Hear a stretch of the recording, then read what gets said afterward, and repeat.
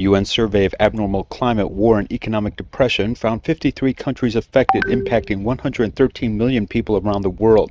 This has led to severe food shortage, like the Mongolian region, where there are severe challenges. In the past, there were more than 30,000 wells in Mongolia. This is the main source of water for herders, but now these wells are almost all gone. There was no snow this winter, leading it to be very dry with a lot of dust and no grass to harvest. In the past 100 years, the rising temperature of Mongolia has been nearly 3 times the global warming average.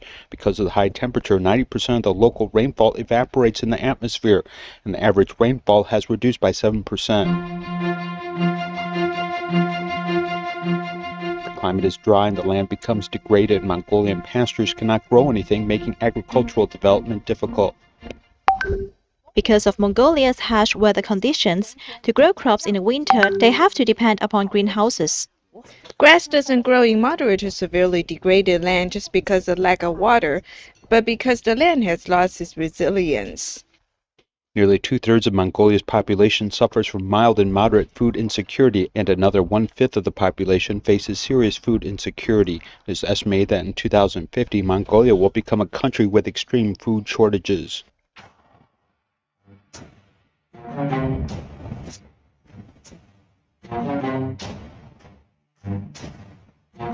Extreme weather has an impact on food crops in various countries. Even the world's second largest rice exporter, Vietnam, couldn't be spared.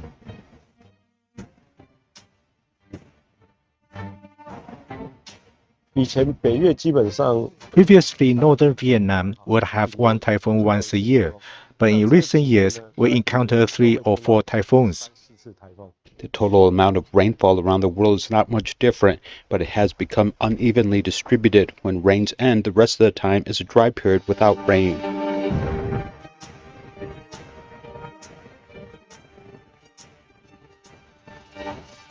Floods and sometimes droughts have caused seawater to seep into soil in Bến Tre Province, Vietnam.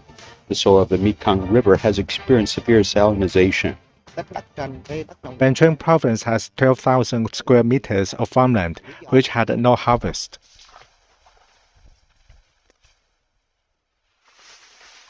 Nó héo ở trong cái mình mẹ, nghĩa là nước không tốt và bị gió đây.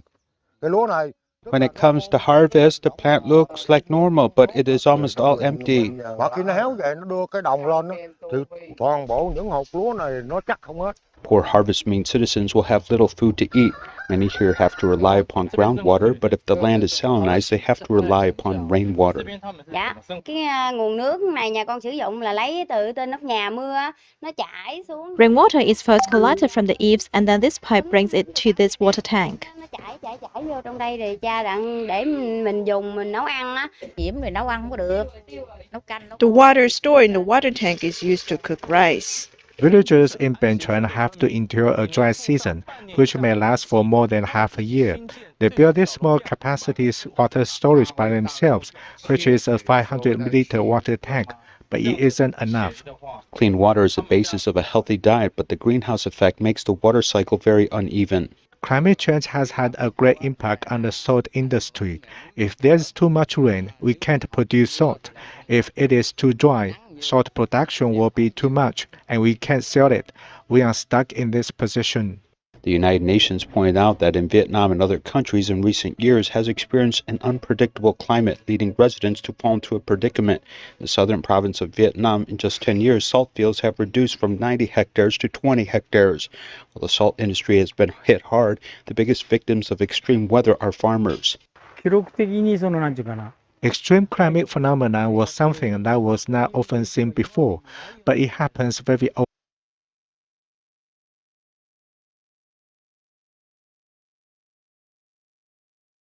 often now. On May 26, 2019, Hokkaido's high temperature reached 39.5 Celsius, the hottest in 127 years. But this is only the tip of the iceberg when it comes to Japan's extreme climate. Here is 43 degrees north latitude, the northernmost farmland in Hokkaido. Going north of here, nothing grows. In recent years, Hokkaido is getting hotter and hotter. Now global warming has made us figure out ways to adapt to the Earth. We should not be discouraged, as we should try to research and develop new varieties of crops. However, agriculture cannot keep up with the speed of humans' destruction of nature, with natural disasters having dramatic impact, especially in Taiwan.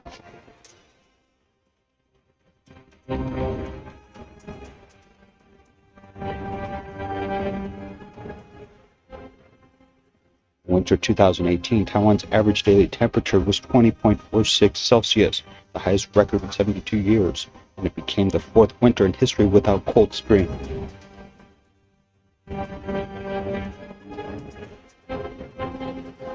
The impact of a warm winter meant crop losses in Taiwan in excess of $11.4 million, impacting more than 5,000 hectares, which was a record high. The study found before 1993 the interval between major floods was about 18 years, and the time between large-scale droughts was 15 years. However, in recent years, the time gap between droughts and floods have been shortened to less than 10 years. Not only is it becoming more frequent, but each disaster is also more pronounced. In Taiwan, the frequency between drought and flood has basically been shortened quite a lot. In the past century, typhoons, floods, and droughts have become the norm. The United Nations warns that by 2030, climate change will cause a sharp drop in agricultural production, putting 122 million people at risk of extreme poverty and hunger.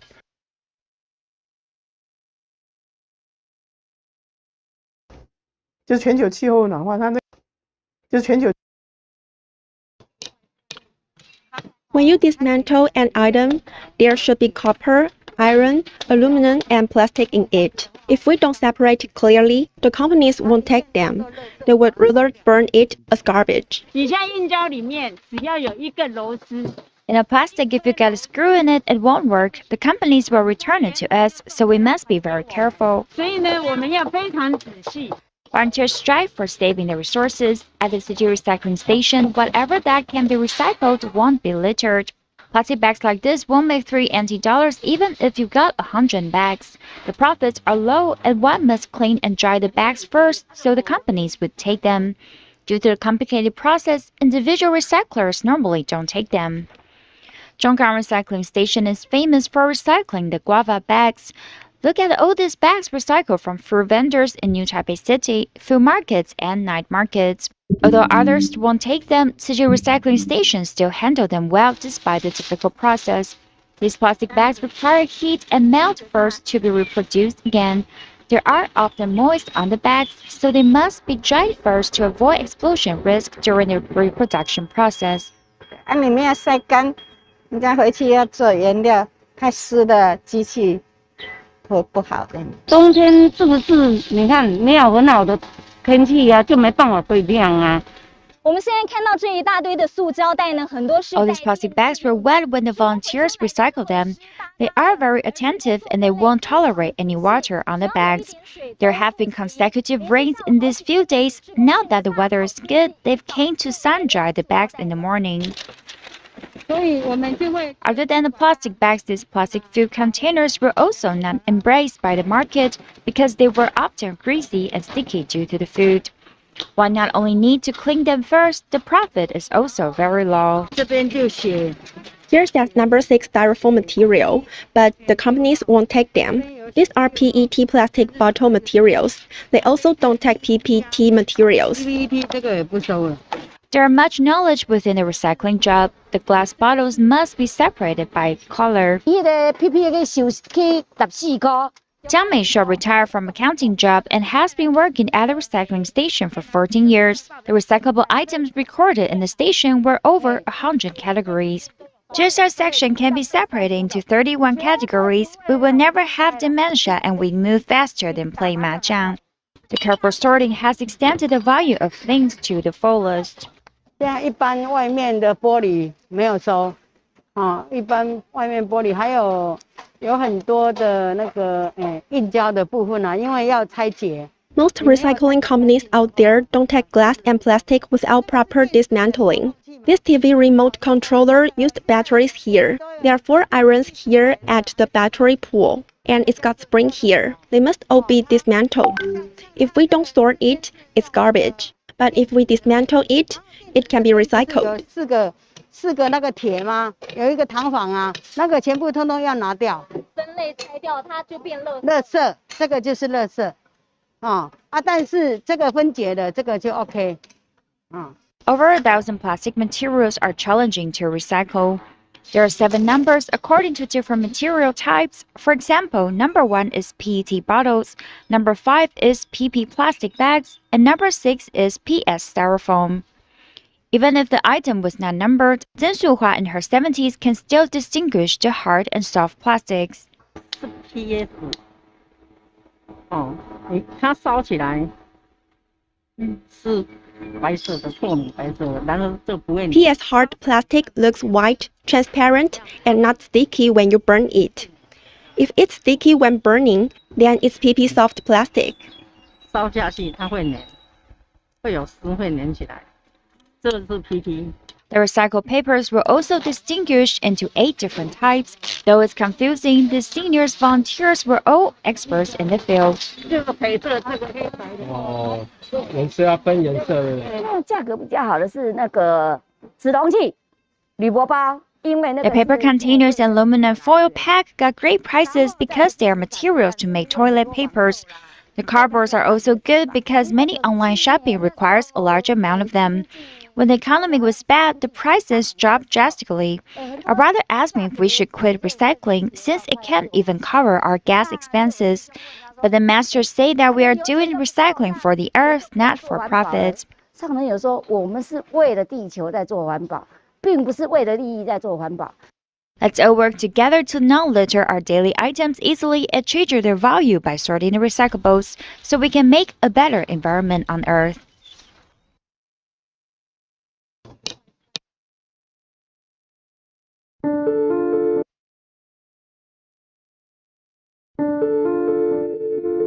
When we are on the brink of death, our loved ones will be there for us, giving us support.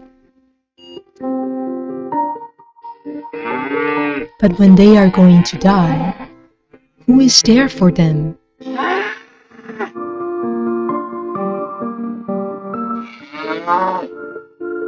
Under the sun, all living beings are equal. Be a better self.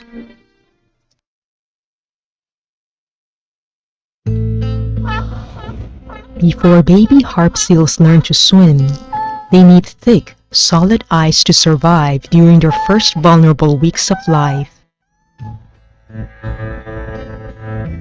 But as global warming is decreasing winter sea ice, many pups drown, making them the first mammal to be killed by global warming.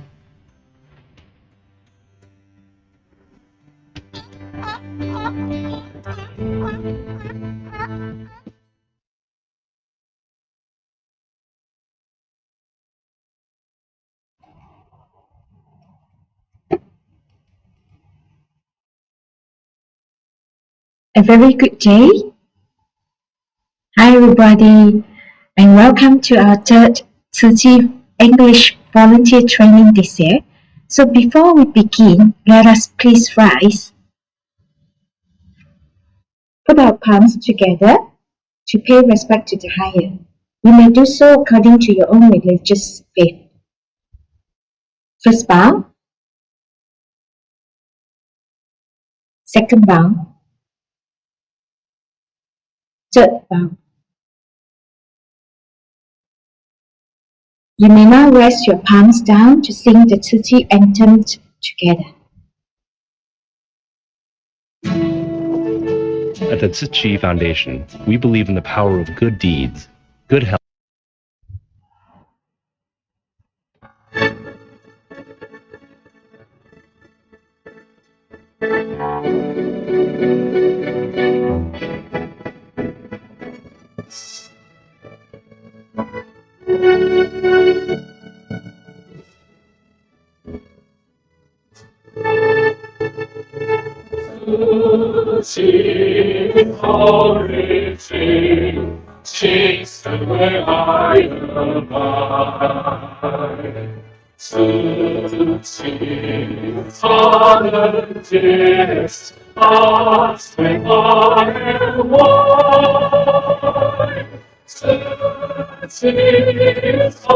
volunteers are fire wide, living for those who are suffering, with us to serve and know and pray. Feeling for those who are suffering, we give medicine and with love and care.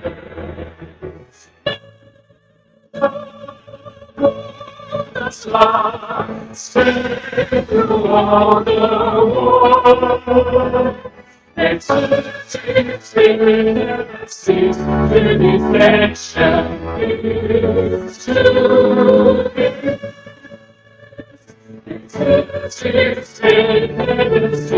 to this action is to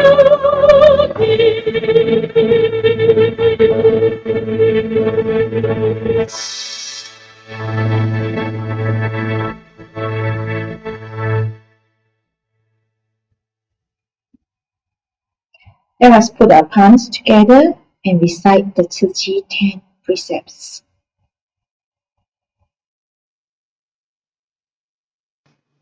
1. No killing. 2. No stealing. 3. No sexual misconduct. 4. No lying. 5. No drinking. 6. No smoking, using narcotics, or chewing betel nuts. 7. No gambling or speculation. 8. Practice filial piety and develop pleasant manners in speech. 9. Abide by traffic laws. 10. No participation in political events or demonstrations. Let's continue to put our palms together and recite the Siji mission statement. Siji's mission statement. The Buddhist Siji Foundation carries on the Buddha spirit of great unconditional loving kindness and great universal compassion, and adheres to Venerable Master Ying Sun's noble aspiration for Buddha's teachings for sentient beings, to undertake the work of helping the poor and educating the wealthy. Therefore, our ideal is to cultivate loving kindness, compassion, joy, and equanimity as we take action to save those in pain and suffering. We bring joy and relieve suffering, establishing a fresh and pure world of Siji. Our method is to nurture a wisdom that perfectly melds principles and practices as we actively invite good people of the world to cultivate this field of blessings together. By diligently planting countless heart lotuses, together we will create a society of love. Our task is to unify the four major missions of charity, medicine, education, and humanistic culture. Our spirit is one of sincerity, integrity, faith, and steadfastness. We deeply believe that all sentient beings are equal and that every person possesses Buddha nature. As long as we can enter through the door of compassion, we can get a glimpse of the majesty and beauty of the Buddha's teachings. As long as we can enter through the door of charity, those who give can attain blessings and be joyful, while those who receive can be saved and find peace. Life is impermanent. Our lives slip away with each passing day. We must take advantage of this precious life to plant good seeds and reap good fruits. Then we can avoid the regret of entering a mountain full of treasures but leaving empty-handed. Siji commissioners come together with wisdom and support each other with love. With these extraordinary causes and conditions, we join hands and take great strides on the Bodhisattva path. Because Siji commissioners all accept the Buddha's heart as their own heart, when one eye sees, thousands of eyes can see. Because we accept our teacher's mission as our mission, when one hand moves, 1,000 hands move. When we hear the cries of others in suffering, we immediately go to their aid and relieve them of their difficulties. This is no different from the 1,000 eyes and hands of Guanyin Bodhisattva. The same moon is universally reflected in the water of 1,000 rivers. The water of 1,000 rivers captures a single moon. The Buddha views all sentient beings with compassionate eyes, and the Dharma rain of his teachings fall on all universally, so that all can flourish. How compassionate, how wise. We, who are Siji commissioners, should practice the Siji path of goodness with right faith and right mindfulness. Through personal participation, we realize the truth of birth, aging, illness, and death, as well as formation, existence, decay, and disappearance. Through the planning and effort of many, we create Siji's enduring missions, which will be passed down and praised for generations. We will leave ourselves with beautiful memories, and our descendants will be proud of what we have done. To know what you have done in your previous lives, look at what you receive in this life. To know what will happen to you in a future life, look at what you do in this life. Human existence is difficult to attain, but we have already attained it. On the Bodhisattva path, we must be courageous and diligent so that love can fill our society. Then there will be a virtuous circle of goodness in the world. This is what it means to be a disciple of the Buddha's teachings, who cultivates both blessings and wisdom with right faith and right mindfulness. May these writings be used for all Siji volunteers to encourage each other. Thank you, everybody. Please be seated. My name is Chris, your MC, and our theme for today is paving the path with loving kindness and guiding with joy. It really sounds quite easy, right? Just have lots of loving kindness and joy. Two of the four immeasurables, antidotes to our negative mental states. Yet with these virtues, we should sincerely learn from Dharma Master Te Huang and a panel of wonderful speakers we have today on the missions of environmental protection, the core spirits of volunteerism, and how to inspire others on this path. Let's start the day with Sister Monica and Sister Joyce from Taiwan, and the topic is core spirit of humanitarian aid. Over to you, Sister Monica. Yes, thank you very much, Sister Chris. Can everybody hear me? Yes, we can hear you very well. Great. Thank you very much for the introduction. So, good afternoon to all our brothers and sisters in Nepal, India, Sri Lanka, Jordan, and other parts of the world. I understand that we also have brothers and sisters from Africa. So anyway, good afternoon, good morning, good evening to everyone. So let me start with my sharing. So basically, I know that you guys have already attended this session twice. So one on March and the other one was last May, and this is the third session. So for today, my sharing would be focusing more on the charity distribution, the relief distribution of Tzu Chi. So what is really the relief distribution of Tzu Chi? As you have tackled in your previous session, Master Chen Yan has this vision. She hopes that this world we can purify one's mind and have a harmonious society and attain a disaster-free world. So how can we actually attain this three vision of Master? That is why Master Chen Yan built Tzu Chi Foundation, and we have our Tzu Chi's 8 footprints, which I'm pretty sure that everybody here online knows what the 8 footprints are. So it's the charity, the medicine, the education, the humanitarian, humanitarian, and then international relief, bone marrow registry, environmental protection, and community volunteerism. So basically, it's through this mission where we are hoping that we can reach Master's vision.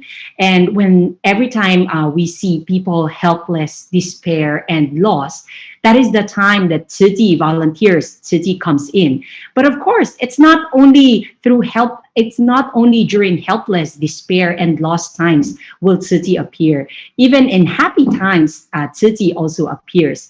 So when this kind of disaster happens, whether it's a small scale disaster, a medium scale disaster, or a large scale disaster, Tzu Chi volunteers comes at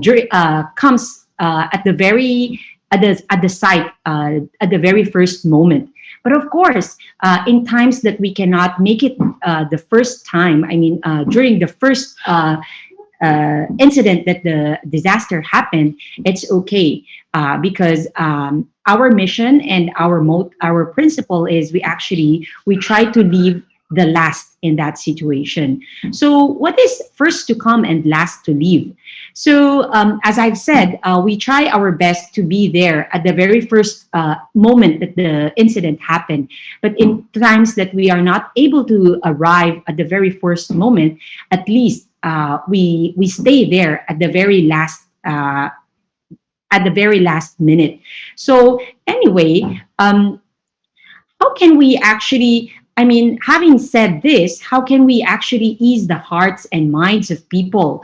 I mean, being there in the very first moment and being the last one to leave, will that actually ease the hearts of and mind of people? I don't think so, because that is where the ideology of disaster relief comes in. So, what is the ideology of City's disaster relief? Every time we come to a situation, or every time we come to a place, we try to put ourselves in their shoes. So when a disaster happens, whether it's a fire relief or a flood relief or whatever kind of disaster happens, we always make sure that, when we arrive the disaster area, we don't immediately assess and, just do all the paperwork that we need. What we need to do is first, we have to see what's happening in the surrounding. We try to put ourselves in their shoes, and we try to, take a perspective of another person and recognize it recognize it as if it is theirs. So we feel with the people, because once we feel them, then we immediately give selflessly. And when we give selflessly, then sincerity comes. And when sincerity comes, it brings actually great love. And this kind of great love actually gives an unwavering determination to this, survivors of these disasters. So being engaged in international relief, or maybe a local relief, courage and perseverance is actually very much needed. So that is why timely comfort is also very important. And of course, we also need the provision of needs. So this is actually the ideology of our disaster relief. So let's say maybe you would say, oh, these are too technical. I don't really understand what you're trying to say. But maybe let me put it in a scenario wherein there is a fire relief. So when a fire relief comes, normally our volunteers would contact each other, and then try to group themselves into a group of 3 or 5 or 7, and then go to the disaster area. And then what do we do there? Do we actually directly go to the office of the district office or the government office? No, because first is what we do is we try to see ourselves. We try to see in our own eyes what's really happening in that area, and what are really the needs of the people affected by the disaster. So this is actually what we do. We don't directly go to the office and say, hey, please give me the name list and we're going to help them. Yes, it's true that we are going to help them, but of course, the very first important thing that we need to do is we need to understand and assess what is really happening in that place. And from there on, we can actually see what's, we can make a better assessment as to what they really need and what they really want. So, and with that, we can also move into our distribution. So what is actually the principle? So having said the ideology of our disaster relief, of course, when we do our relief distribution, our charity distribution, we stay with this 5 principle, and that is first, we want it to be done direct. So when we say we want it to be done direct, is we don't want to coerce the aid that we're giving to these people to other agency or to a government body. But of course, there are instances, there are instances that we need to partner with other people. But then most of the time, we try to give it direct. And we also try to stay focused in our distribution. When we say focused, maybe let's say the fire, or maybe let's say there is a big typhoon that happened, and it actually affected not only a location, but actually affected different provinces. So what we do is we try to stay focused, which is actually the hard hit, and which is actually, but of course, do we directly go to the hard hit area?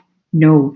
But what we do is we try to assess the locations that are actually affected by the disaster. So we try to see if this area is actually, do we have volunteers in this area, or are our volunteers near this area? Then if it's actually near where our volunteers are, and it's also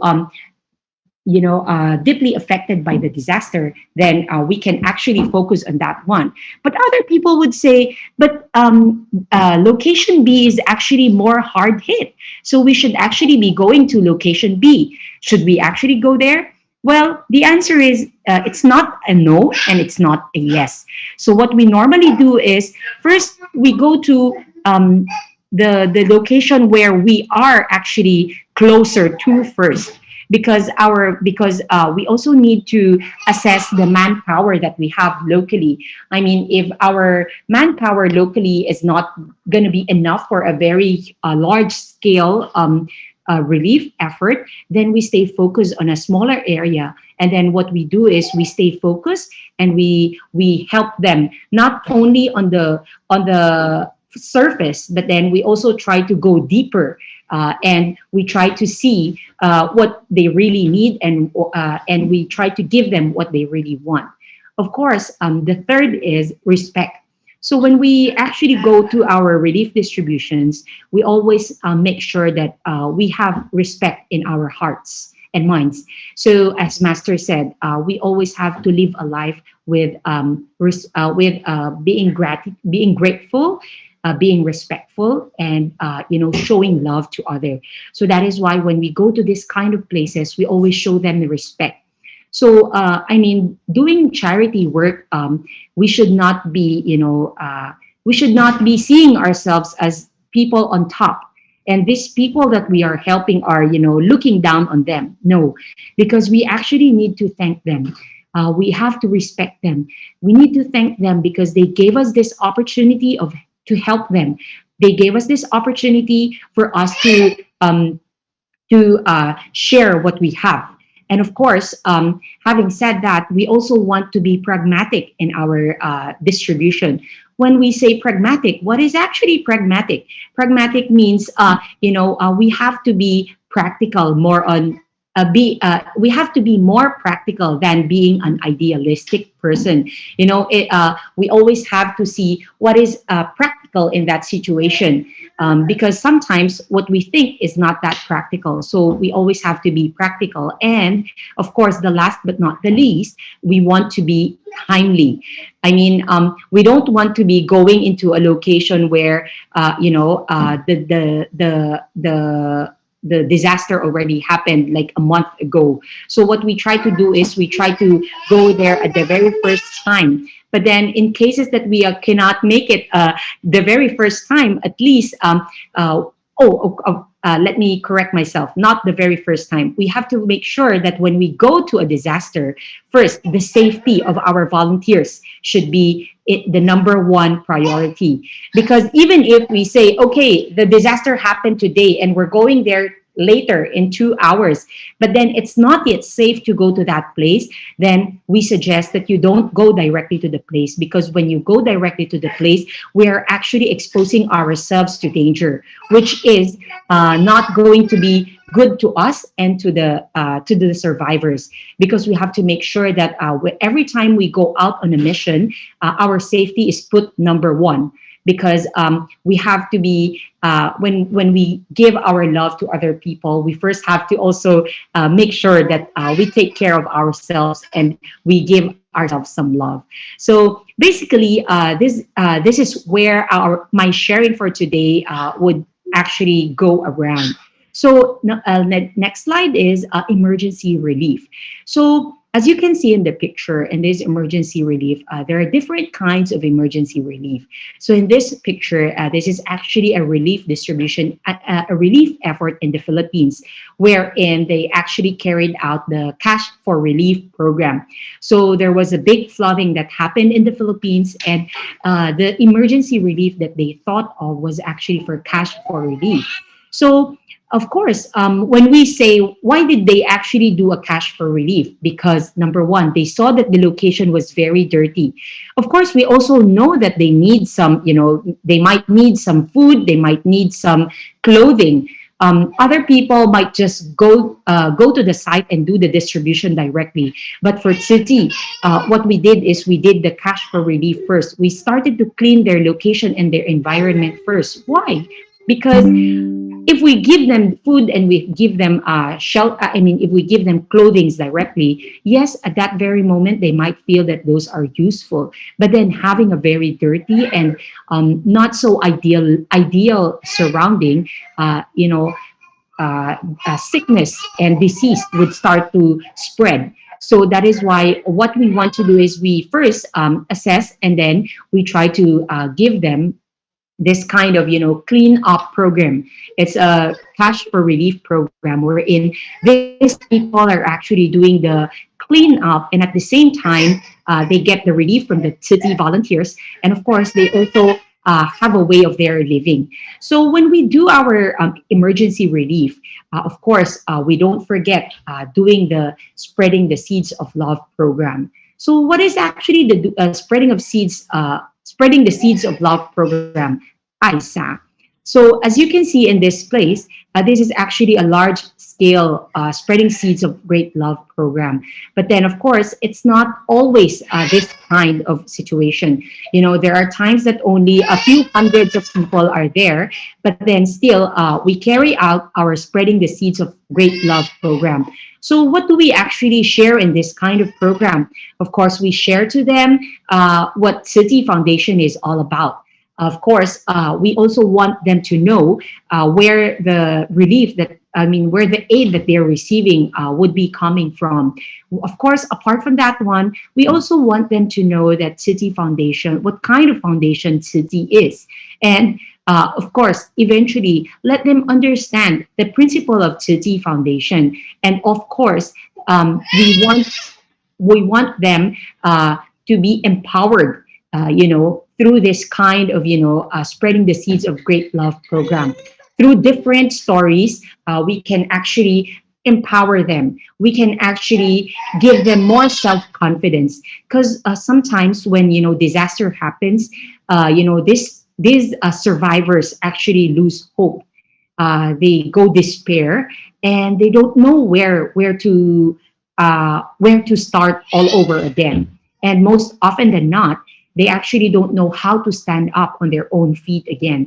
So hopefully through this, spreading seeds of love program, or we also call them ISA. So through this ISA, we can empower them.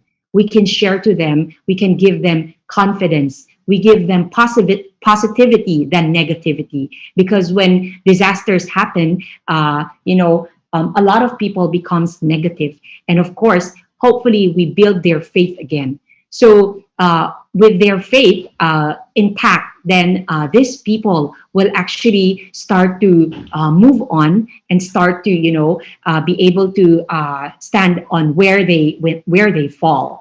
Of course, and after having empowered and after giving back their faith, then this is a chance for them to change, right? So what kind of change? This change may be a physical change, but this can also be a spiritual change and a mental change. So like for this kind, we see that, the people during the disaster relief from a very sad situation, we see that their smiles are slowly coming back because of the help that City Foundation has given them. So, of course, aside from happiness that has changed, we can also see the change in the environment. So when we see the change in environment, maybe initially it was muddy and all it was dust all over and it was furnitures all over, but then eventually after the emergency relief aid that we've given, we can see that their environment and their surroundings are actually even cleaner. And with that one, hopefully after having done all this, then the people would come into unity, harmony, love, and joint effort. So maybe a lot of you would say, how come after, just doing this kind of, relief distribution, the people in our environment or the people in our neighborhood can be united, can be harmonized, can be, sharing love and, joining effort? Well, it's not a 1 day or 2 day effort. It is actually an effort that has to be, that has to be exerted by everybody, because through our spreading seeds of great love, through sharing to them the spirit of Siji, then we hopefully try to attain unity, harmony, love, and joint effort. So and then this community will actually have a heart of gratitude. So every time when they go out, they would be helping each other. So maybe before, what they do is they try to save themselves first, but then hopefully after our ISA program, these people can also be people who can share their loving heart. Because as Master has said, giving is not only the sole power of the people who are rich, but actually it is anybody who has this loving heart can actually give love and share the love to other people. And people who has a loving heart can actually uplift the spirits of the people who were actually once devastated by disasters. So after having said this, so what's actually next? So having done all the maybe all of you were saying, why should we do all these things? Because Master has actually told us, right? In Siji, if we want them to change, we don't ask them to change, but what we do is we help them first. We first attend to their needs, and then when we have already attended to their needs and we have already attended to their daily necessities, then that is the time that they try to be grateful for us. So when they become grateful, then it's the time for them to pay it forward. So as you have seen in this picture that I'm sharing, these are actually new volunteers. These are volunteers wearing the City Volunteers vest. So in this vest, these people are once, the survivors of a disaster. And these people actually were once palm facing up. But then later on, after they receive the help and the aid of City, and after they have actually felt the love of City volunteers, they try to pay it forward. They try to give back what they have received in whether it's in a monetary fund, in a monetary form, or in a form of their time, or in a form of their effort. It doesn't matter in what form you're going to give it back to the people. But what's important is the sincerity that we have in mind, and we carry out the spirit of volunteerism. So when we say carrying out the spirit of volunteerism, we hopefully, from this neighborhood wherein there is no city volunteers initially, then hopefully this neighborhood can actually grow more volunteers together with us. So maybe, from 1 volunteer to 2 to 4 to 8, and then they can grow actually exponentially. So that is actually the reason why we need to stay focused in doing our effort. Because if we don't stay focused, if we try to extend our hands to everybody, yes, we do help more people, but then are we able to give them the more in-depth help, which is uplifting their spirit and carrying out the spirit of volunteerism. And this is the most important thing in Siji. So when we help, we try to give them back their dignity, and we restore the hope that was once lost. So these people paying it forward, carrying out the spirit of volunteerism, and then eventually they would feel dignity. They would feel that they have their dignity and hope restored. So we say in Siji, we don't only save people, we change people and we empower their lives. So of course, maybe a few takeaway from me would be, in City we believe that feeding a person with a bowl of rice, yes, we are able to help them for a day. But then, if we teach them how to farm, we maybe feed them for a life. But then in City, what we do is we actually try to give the seeds and teach them to be self-resilient. So when they become self-resilient, in the future, when there are any disaster that happens, they are no longer those people, palm facing up. I have this story, a short story in the Philippines, wherein, they were once the disaster survivors, but then after receiving, help and aid from city, when another flooding happened, uh, they also got flooded. But then the first action that they did was to take their city uniform, wear it, and then go on a disaster survey. And they put themselves at the very end because they know that they need to help more people, and we inspire more people. And hopefully, through helping these people, we can help more and more people to be more self-reliant, and more people can actually carry on the spirit of volunteerism. And eventually, these people will also be volunteers of city who can actually carry out the seeds of great love and share it to more and more people. So every relief operation is actually a learning curve, but then the basic remains.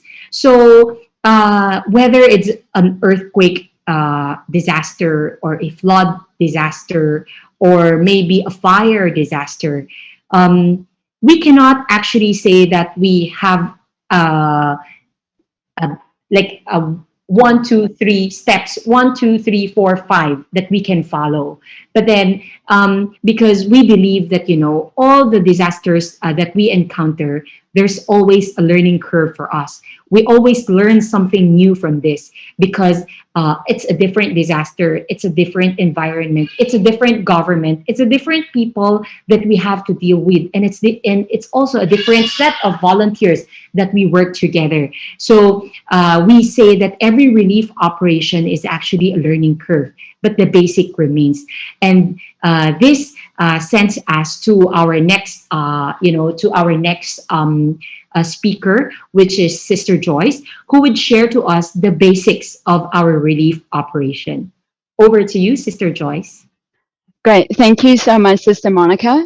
Sister Monica has explained to everyone the very important ideology and principles of Siji relief operations in the sense of disaster emergency relief. Of course, no more everyday charity large-scale relief operations will be carried out the same way. So today, I'm really hoping to share a basic outline of any relief operations in Siji. In different countries, under different circumstances and situations, sometimes different methods or means may be used to carry out different steps, but the principles remain the same throughout our relief operations. So some of the slides that I have may slightly cross over with Sister Monica, but I will still go through them to make sure that we have an overall view and sense of what we should do over a relief operation. So first, when we hear about a situation or a disaster, the first thing we do is to thoroughly and completely understand what is happening in the situation or in the disaster.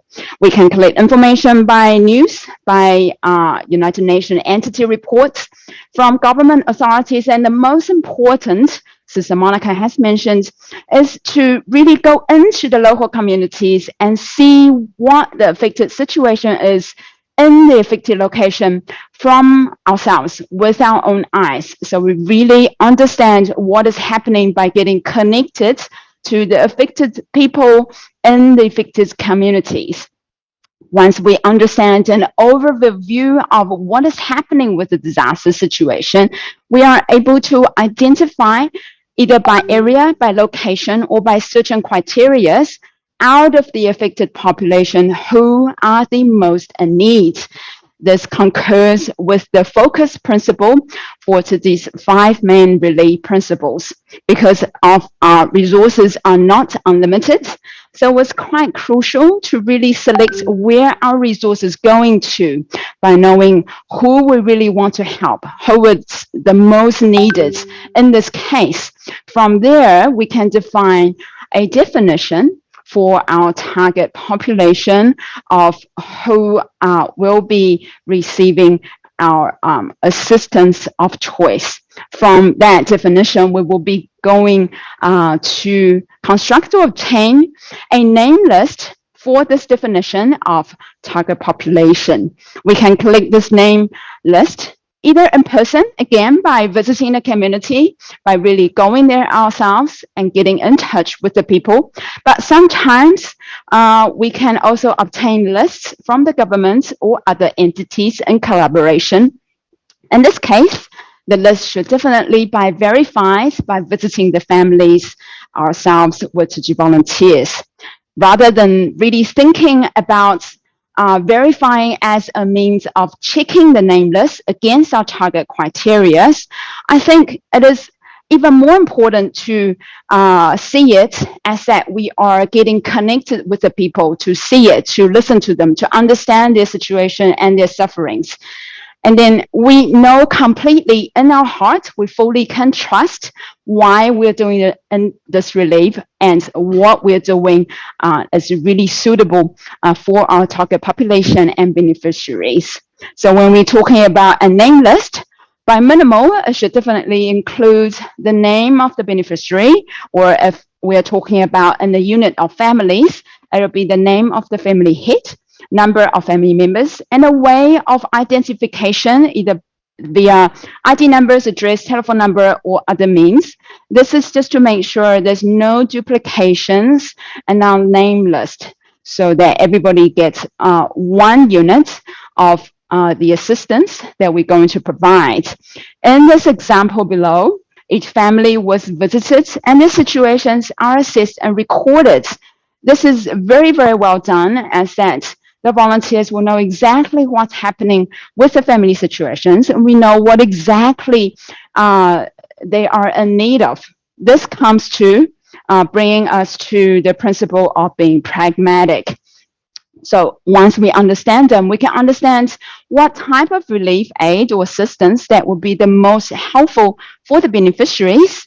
And from that, we can suggest the items and quantities to be provided, the duration that we're providing it for, and how many times throughout the duration for the total duration of assistance. And a lot of situations following an emergency relief, a daily necessities package will be provided if the families have lost everything in a disaster. They will need toothbrush, etc., everything for their daily lives and food. In the case in Mozambique in 2019, after Eli's cyclone, for the second round of distribution, we have prepared a reconstruction and food package. Why do we do this? This is because that they need tools not only to reconstruct their houses, but also tools to farm, to grow their own food. It's on to help them on their way to stand back up on their feet again, to be able to farm and feed themselves.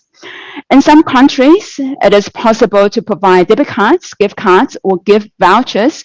It is also a very good way to provide help in countries where the means is possible to do this. And this allows that our beneficiaries to choose exactly what they need when they are needed and buy exactly what they are lacking in their lives after the disaster occurs. Over the past 2 years, due to COVID, We have done a lot of food reliefs around the world. All food items we give out should be basic necessities and should be vegetarian. For during COVID time, each food package was prepared for 1 month per family. When the unit of distribution is for one family, then we should really think about the food portion that is required. Let's say from a family of 2 members, may be a lot different to a family with 6 or 10 members. So Master always wants us to think about this very, very thoroughly. So when we provide the packages, provide the help exactly what the family is needed, not too much and not too small. So in the case where physical aid is provided, usually we'll suggest 2 to 3 sets of different size packages. That means for larger families, we'll provide a package that is larger in size, more in quantities, so it can feed the family properly for 1 month. And for a family with smaller number of people, a smaller size package is given. So everybody, for all the families that we give the packages to, the packages will be enough for them for 1 month. Once the items and quantities are settled, you can go on to get quotations and then prepare a budget and project proposal for HQ. And then we will ask blessings from Master to go ahead with the project. After proposal has been settled, we can go ahead and to procure and package the items neatly as required and label them with Siji logos. We pack the packages very neatly to show our respect to the beneficiaries. And I think of it as that we prepare it with our full heart as how we would like to receive a big package, a gift package. So it's neatly packed and nicely thought of for them to take home for transportation, etc. Also, what should be prepared will be a distribution banner for Siji or together with other collaborating parties for use later on at the distribution site. Something else that is also very important is to prepare and distribute a distribution notification. What it does is that it can come in the forms of a voucher or a letter. It tells the beneficiaries when and where to go for the distribution, where to collect the aid, and what to bring for the distribution. They may need their IDs or other things. The vouchers or the notifications should be provided to the beneficiaries according to our name list, no more than 1 week, at the best 3 to 4 days prior to the distribution. This voucher or letter of notification can also serve as an identification for the distribution. It is very important since sometime we will see at the later slides, what happens at the distribution is that we only want to have people that is on our name list there to decrease the possibilities of chaos. So if we distribute these vouchers according to the name list and only our name list people have the vouchers, the vouchers can be used as a means of identification for entry into the distribution. So it is also very important to think of some ways to prevent counterfeits of the letter or the vouchers so that you know completely that the people that come to the distribution on the day with the vouchers will be the people that is on our name list. There are a lot of things to organize as well.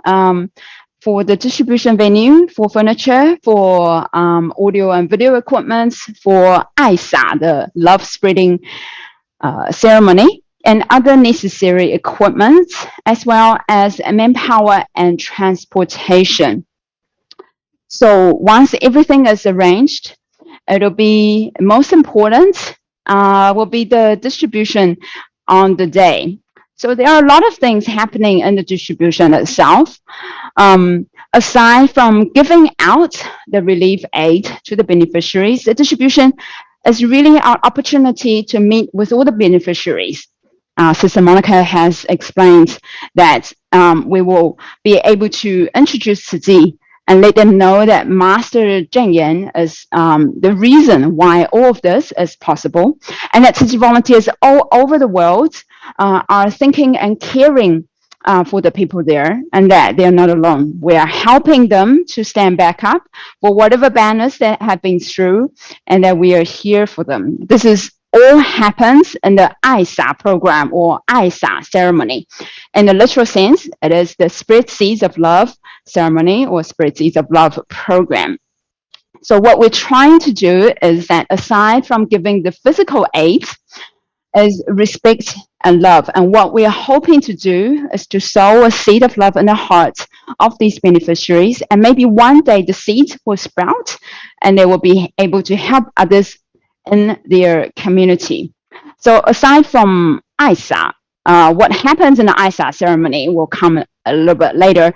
A lot of things also happen in a distribution. The order of things may be different according to each country, different locations. It might be depending on what you're giving and how you're giving it. It depends on the relief aid that you're giving out. Okay, so what I'm about to show you will be things that occur in a distribution, but might not necessarily happen in the order that I show you in, right?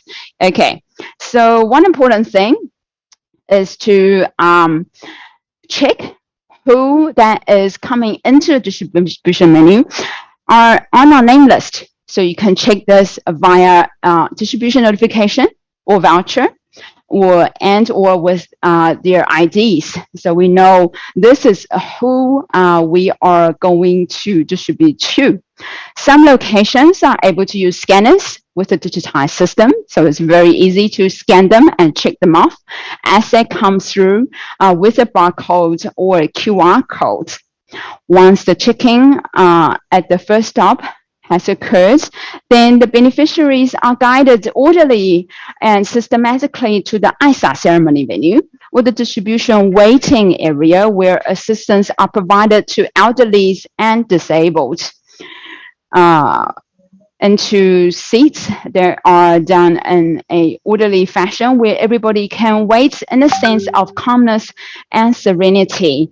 All of this, we call it 慈济人文, 慈济 humanistic culture, so that everybody can be organized neatly and quietly and calmly and not to create any chaos at the distribution site.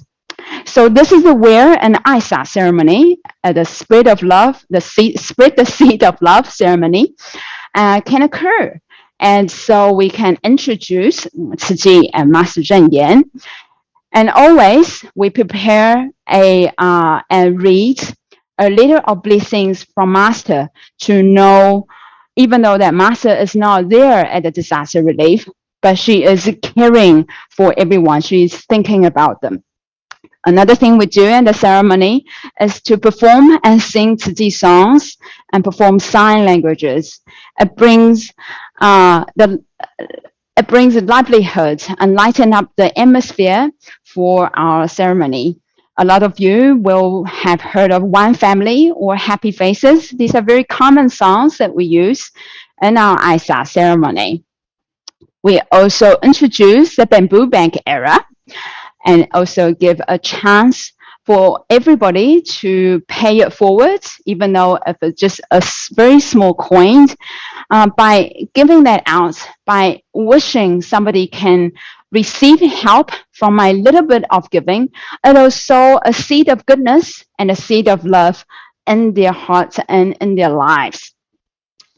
Normally, not normally, but commonly, very commonly in the Aisa ceremony, a song of prayer will be sung along to at the end of an Aisa ceremony to bring serenity and calmness for all the beneficiaries that are at the distribution site. So that is what we commonly do in an Aisa ceremony during maybe half an hour to an hour's time. It really tells the beneficiaries who we are, why we're here, and what we are, why we are doing this, really to provide this assistance, not only to give you something, but what we're really hoping is to bring the love for you and for your community, and for you to spread the seed of love later on in the communities. So following the answer ceremony, many things can happen. Either identity checks, voucher collections, signature collections, and most importantly, for the beneficiaries to receive the aid.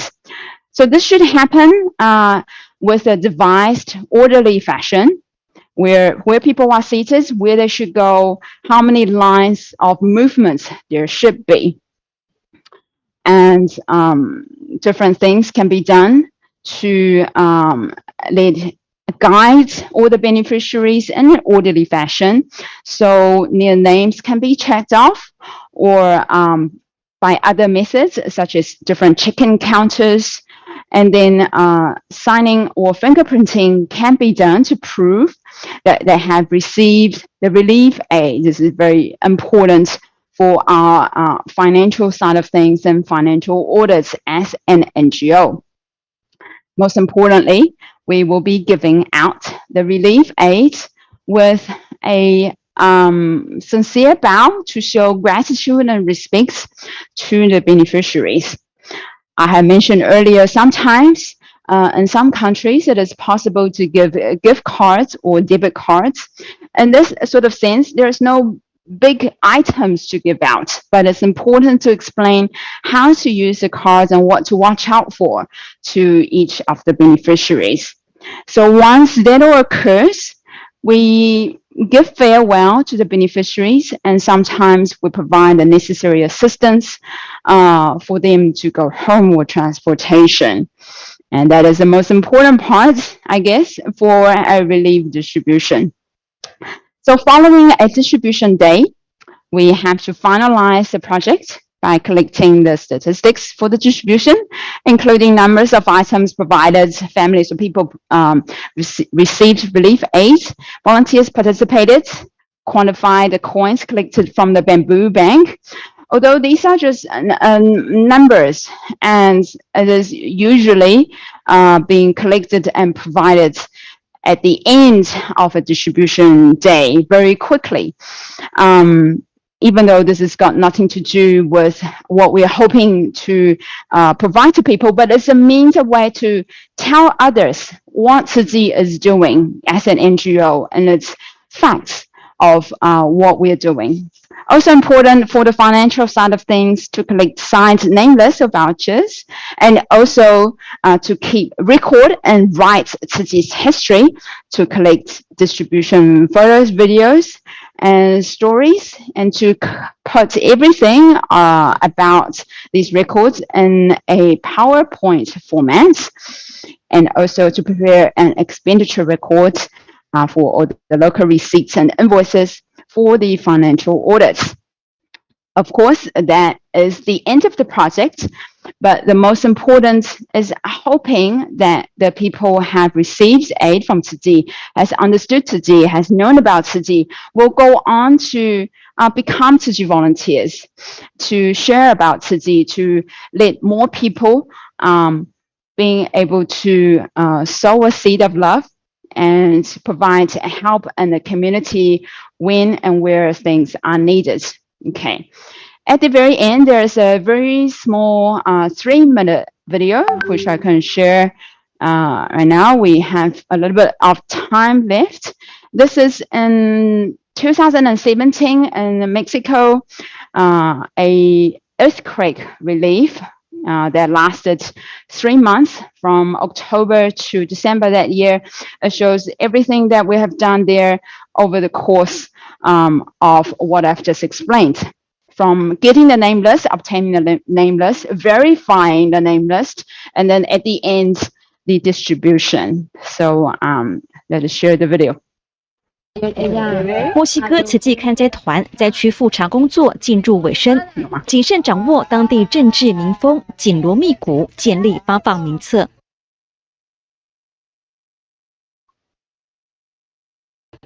地震的灾情很严重，而且灾区非常的广阔。那这个地方对我们来讲是非常的陌生 ，OK？ 所以呢，政府提供给我们名单呢，我们应该要很务实的要去复查。所以将近1个多月来呢，我们是非常落实的一户一户，根据政府的那个名单去复查以后，我们几乎差不多完整了。这里是他们现在又是吃饭又是睡觉的唯一的一个小屋顶啊，其他的什么都没有。那剩下一点水可以用，其实已经没有什么在生活上可以帮助自己的地方了。但是他们居然请慈济人先去帮忙别人，他们觉得他们这样够用了，非常令人感动的一对母女啊。碧涵，你可以跟大家讲一下你在做什么吗？你看这个红色的就是 demolish， 然后你打开就可以看到它的这个是政府认证的这个房子需要被打掉的文件，这个是他家庭的状况啊，家里有几个人，电话号码都有，还有这个他的证件，有很多照片，可以证明他的房子非常的严重。你看这里已经完全毁掉了。我们开始要发这个零卡通知书，这非常的精确。那必须要有身份证，必须要有受灾的情况的照片，必须要放很多的个资。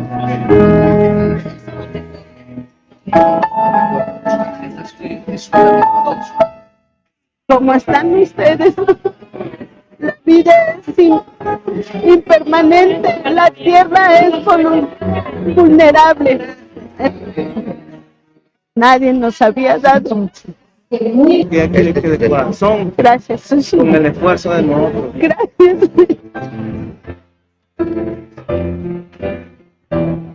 Hoy vine a un apoyo que nos da esta fundación, que son de Taiwán. Recibimos un apoyo económico con una tarjeta que vamos a poder comprar en unas tiendas departamentales donde ellos nos dicen, y un suplemento alimenticio, una cobija que nos dieron.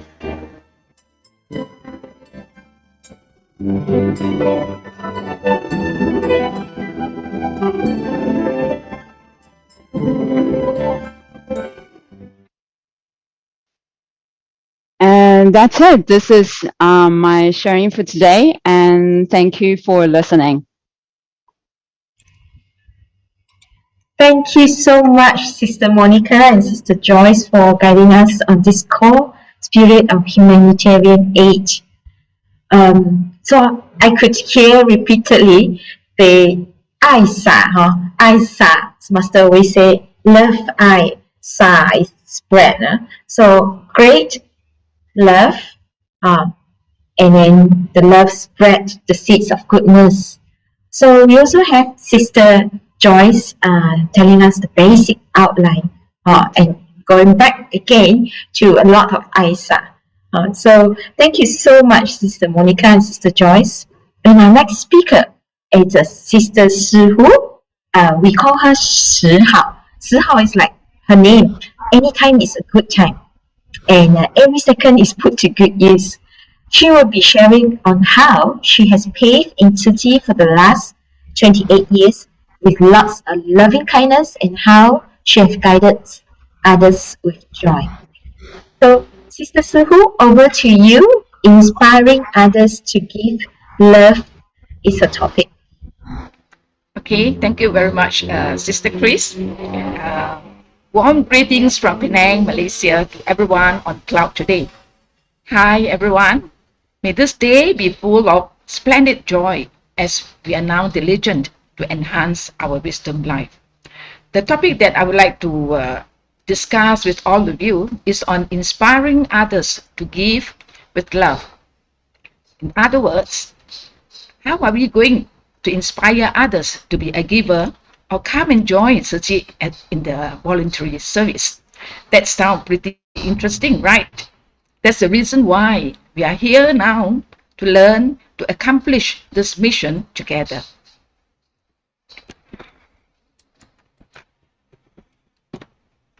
Okay. Now, I'm sure we are all aware that Master Cheng Yen established Siji with such a humble beginning. Only 30 housewives who save Taiwan money 50 cents from their grocery money each day to help the poor. With such a humble beginning, But today, I'm sure you are aware that Siji is an international volunteer-based organization and funded by public donations. Siji is committed to the betterment of humanity in the spirit of great love. Just as Master Julian mentioned yesterday when we were online, Master Julian said it is the kind thought that counts. Even those children in those impoverished countries, they don't have any money. So they just wrote a note of their hearty wishes of blessing and put inside the bamboo bank. Indeed, I believe this is the kind thoughts that matters. It takes very small step of kindness to travel across the entire world. We could even encourage these care recipients and their children to do small good deeds, would cultivate their blessing. It will raise a thrifty and loving heart, and they learn to be less materialistic. Now, our sister Ye Siji, she came from Taiwan to Penang, Malaysia on work secondment in the year 1989 and brought along the seed of love from Siji to Malaysia to introduce to us. But from one seed, it has now multiplied into innumerable. Today, we have easily at least 6,500 trained volunteers in Siji Penang chapter. If we are to include the other two chapters in Malaysia, there is the Kedah chapter and also the KL Selangor chapter, I think we would easily reach 20,000 volunteers in Malaysia. This reflects we have brought about a positive cycle of love and goodness everywhere. Sowing a seed of goodness, it will multiply into innumerable seeds of goodness. One additional loving kindness is inspired that will accomplish innumerable good people in society. And as we are aware, Siji is committed to the betterment of humanity in the spirit of great love. Its global network of volunteers work directly with the people in need, providing care and with a selfless love that transcends race, nationality, language, and religion. As Master Chanian said, there are people out there waiting for us to transpire their intrinsic pure nature and to put their compassion into action. So we should talk to more and more people to come and understand the grace in the act of giving and how to volunteer their service to make life worthwhile. As you can see, what is a volunteer, may I ask? I'm sure we are all aware that volunteers, in simple terms, is commonly someone who volunteers to do social service work. But somehow there's still a difference. As you can see here, there's a difference between a committed volunteer, or as we call it, 志工, and a service volunteer, 义工. A service volunteer works voluntarily. They do unpaid service work in their spare time on vacation or work and leisure. Whereas, as you can see, as a committed volunteer, actually, these are the people who regard giving and serving people as their commitment and mission. They have a sense of mission. They disregard time, cost, or physical effort, overcome difficulties, complete tasks, and do it with joy. In Siji, Master Chanian always addressed all Siji volunteers as living bodhisattva. Why? Do you know that?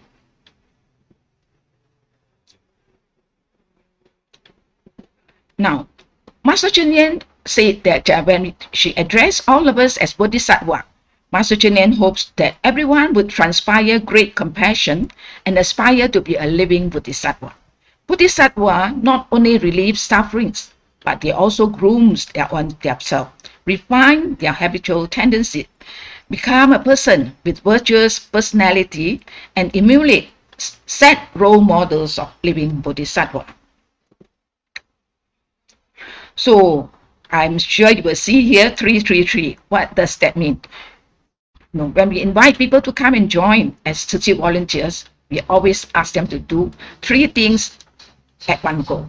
3 means the first 3 is 3 times of home visit to the care recipient. We would invite them and bring them along on home visit.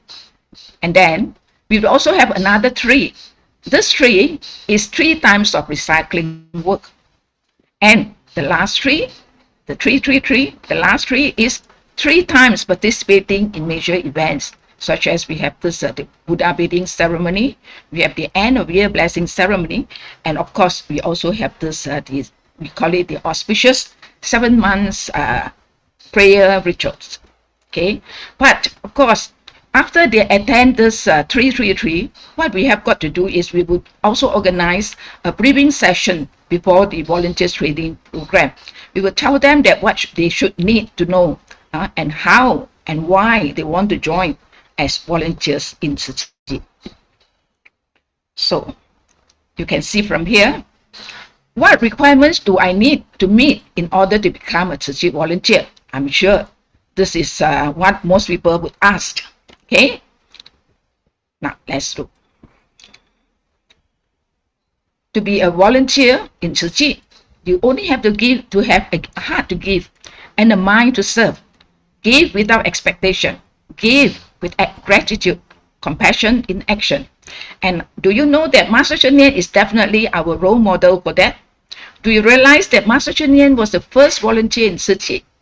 It is amazing. Master Cheng Yen started Siji when she herself has nothing.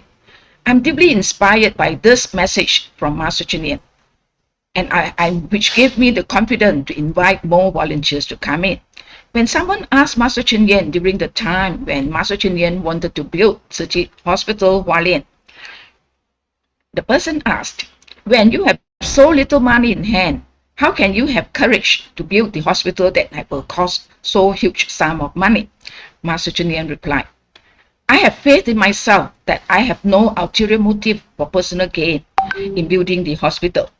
And at the same time, I'm also inspired to know that Master Cheng Yen said, Master Cheng Yen has faith that everyone has love in their hearts. So as long as Master Cheng Yen is willing to take the lead, surely Master Cheng Yen said, every people would join, would follow. This has greatly inspired me to have the confidence to talk to the people that I come across, to share with them about Siji mission, and to sow a seed of goodness in their heart. And I strongly believe one day it will germinate. So this is what we normally do in Malaysia to share with you. This is on a vast scale. This is how we share with the people, turning every dollar into the spirit of great love, inspiring millions of loving kindness for a peaceful world. Okay, so I have a short video, about 3 minutes, to share with you of how we carry out this. Okay.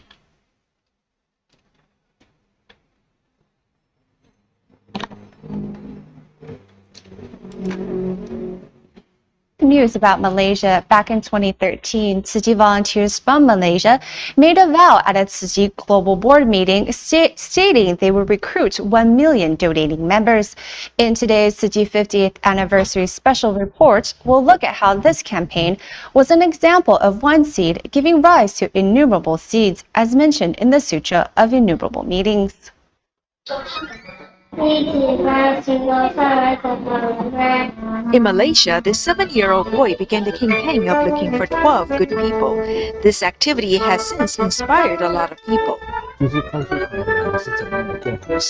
Most people may consider themselves good people. However, to recruit people who are willing to do good deeds in Malaysia, one has to overcome barriers built up by differences in religious beliefs. They say that they were born to be Muslims. If we try to convert people in Malaysia, we could be arrested according to the laws here. In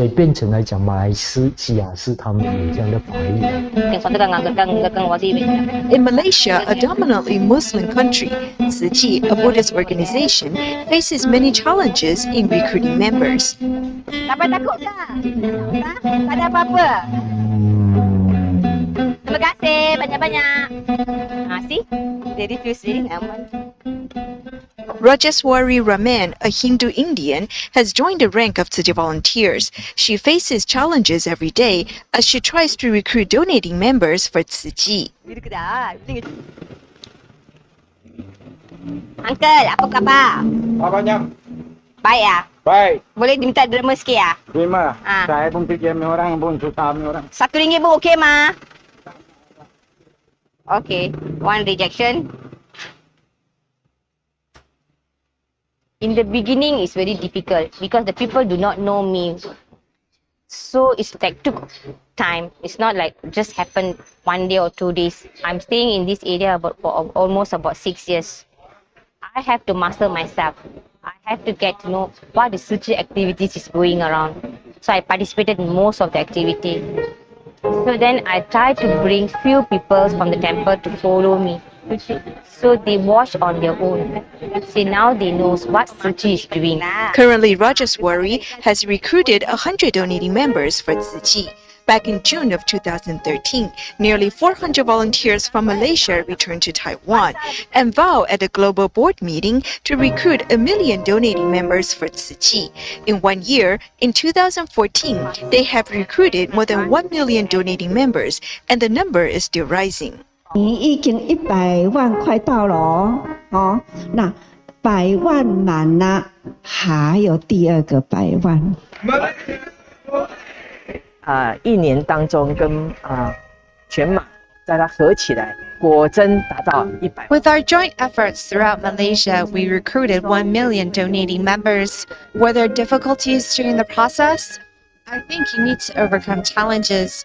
When you have a goal, you won't be afraid of challenges. The strength of love and compassion has overcome the differences in nationalities, religious beliefs, and ethnicities. The seed of love has sprouted and inspired countless people. Our determination to help others is the same, despite different religious beliefs. We need to be sincere.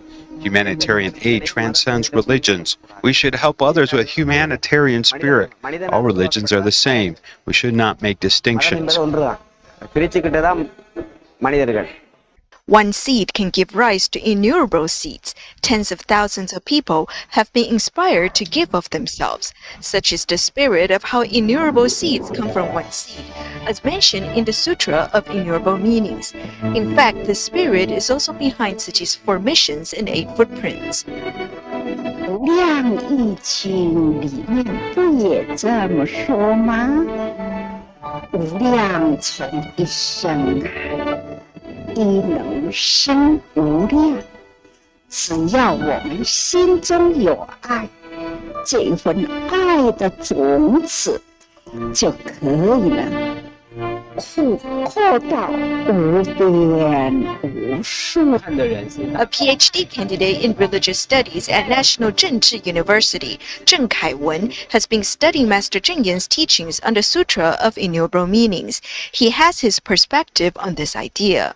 Siji has actualized the idea. For instance, one seed can give rise to millions of seeds. It is like a person who made the pure aspiration to do good deeds, eventually learned Buddhist teachings and inspired more people. 从这个地方呢，引导他行善，然后入佛门之后，再变成影响更多的人。If we can nurture the compassion in our heart, we can inspire countless people. Such is the Buddhist spirit of one seed giving rise to innumerable seeds. Everyone can become a living bodhisattva to guide more people onto the correct life path.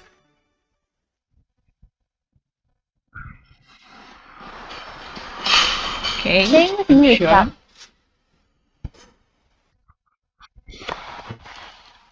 Okay. Increased number of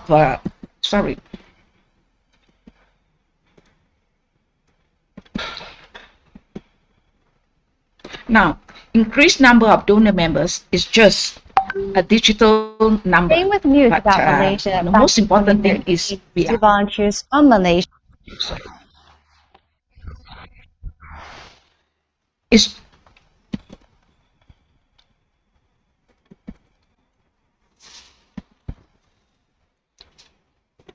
Now, how many people are motivated to join Siji? That's more important, okay? Now, in Siji, I think we are inspiring the rich to feel the joy of giving. Now, for the start, we would invite them to become donor members. And after that, they will be convinced and motivated to join as Siji volunteers. And we also take time to visit the set of factories and companies and also to share with them about the joy of volunteerism. And you can see that there are many people who join us as one. So I'm sure you will know that many people will wonder, how can office workers still have time to volunteer after spending a whole day at work? In fact, this is the philosophy of time. Make good use of time. Seems to be more and more, because every minute and every second is well spent. Because of this, in the eyes of others, Tzu Chi volunteers seem to have done even more in the same day. Taking part in Tzu Chi's activities as a way of leisure or vacation, this kind of alternative leisure, full of joy and meaningful, allows office workers to recharge their stamina, and also help them to continue to face challenges and setbacks in their workplace. So you can see that many of these entrepreneurs, they have also joined Tzu Chi. And apart from that, we have also motivated the less fortunate to join. And these, in fact, they are the dialysis patients in our 3 dialysis centers in Malaysia. All these, they are the dialysis patients and their family members who have joined Tzu Chi over these many years. Yeah, and they are doing a lot of work, and these are the volunteers that they come and join Tzu Chi. And through recycling work, we have also motivated many of those people to come and join Tzu Chi as volunteers. And in fact, this is the best way that we are able to convince them. As they come for this recycling work, we also teach them to do this, how to conserve the resources and make into baskets. And at the same time, over there, we'll also convince them about how we are able to join as volunteers, as what we say. To give is not the privilege of the rich, but it's a people with loving heart. So you can see that there are so many people who really join us as volunteers from time to time. As mentioned by Master Cheng Yen in the Jingsi aphorism, the act of giving is not the privilege of the rich, but a person with loving kindness. So we must quickly recruit more members, so that they have a chance to know the method and way of cultivating the field of giving in the inside of our heart. So in this field of blessing, we need seeds. We are willing to diligently spread these seeds. This is why we often say to spread the seeds of love. We offer these seeds to everyone. I'm deeply impressed when I heard this message from Master Cheng Yen. Once, somebody asked Master Cheng Yen, Tzu Chi volunteers spread across the continents. How do you manage them? Master Cheng Yen replied, there's no management. I only inspire the intrinsic pure nature that lives in everyone's heart. So, I believe, if you ask Master Cheng Yen how many members she has to start the charity work in Tzu Chi, she could easily reply, only 5 disciples and 30 lay devotees.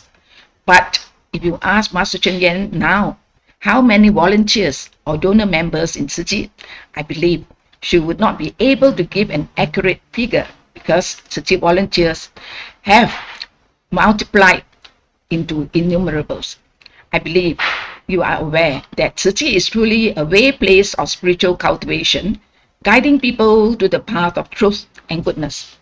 As mentioned in the Jingsi aphorism, charity is the path of loving one another. Medicine is the path of safeguarding life. Education is a path that leads to a harmonious society. Humanistic culture is the path for developing our wisdom life. So with that, I think Tzu Chi aims to build a world of peace and harmony by purifying the human mind and transpiring love and compassion inside our hearts to end disaster and suffering. So we encourage more people to join Tzu Chi's effort in lovingly creates a new millennium filled with true goodness and beauty. So with one additional wholesome thought, there would be more efforts on the good side of the tug of war. I'm very grateful to have this opportunity to join Tzu Chi, to follow the guidance of Master Cheng Yen, and to learn from so many of the noble co-volunteers in Siji. And I'm so glad to be able to be part of this endeavor. Okay, so with that, thank you very much for giving me this opportunity to impart my sharing. I hope you enjoy this session of my sharing as much as I do in delivering this presentation. With that, thank you very much, and over to our MC. Thank you, Sister Suhu. No matter how many times I hear you sharing, it is still an inspiration. Let us all rejoice in her accomplishment. I know Sister Suhu for so long, and she's always with us in Malaysia to carry out the training in English. And even though she has retired from the corporate world, she is even more busy, and I have to always date her at 10 p.m. at night, right, Sister Suhu? Yeah, that's the best time to date her. Because that's the only time she's free. She do a lot of translation work and then a lot of training for us. Up next, we're going to take another short break, 10 minutes, and we will come back for a group photo. So during the 10 minutes, maybe you can take the time to look your best and come back and on your video. And after the group photo, we will have Abbot Master sharing the next topic. Okay? See you back later, 10 minutes. Thank you. Thank you.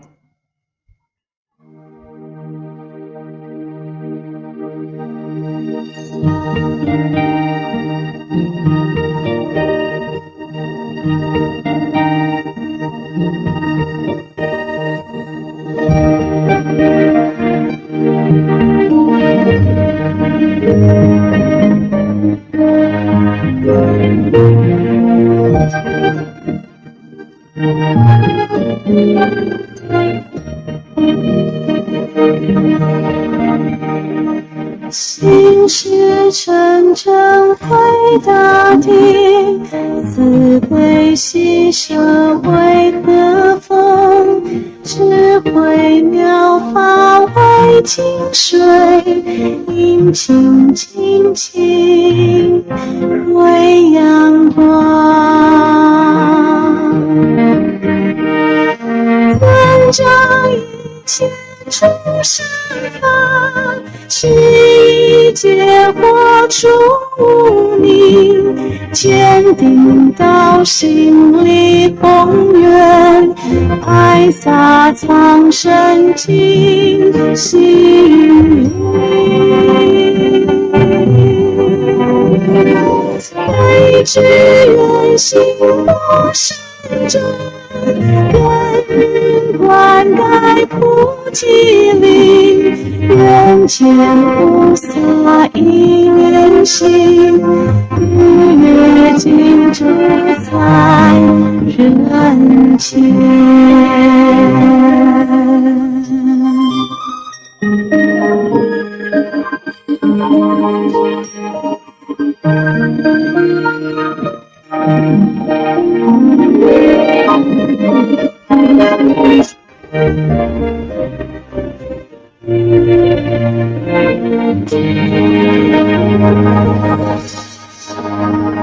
心事常常回大地，慈悲喜舍为和风，智慧妙法为净水，阴晴净净为阳光，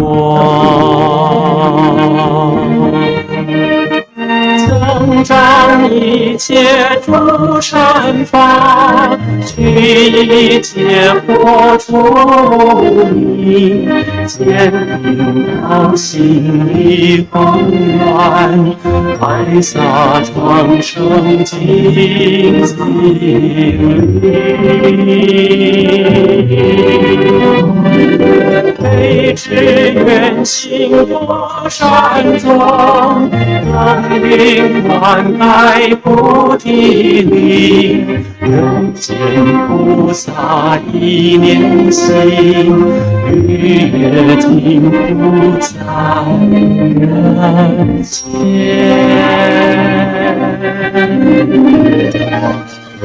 让一切众生法，世间光出离，千里高千里共远，海下众生尽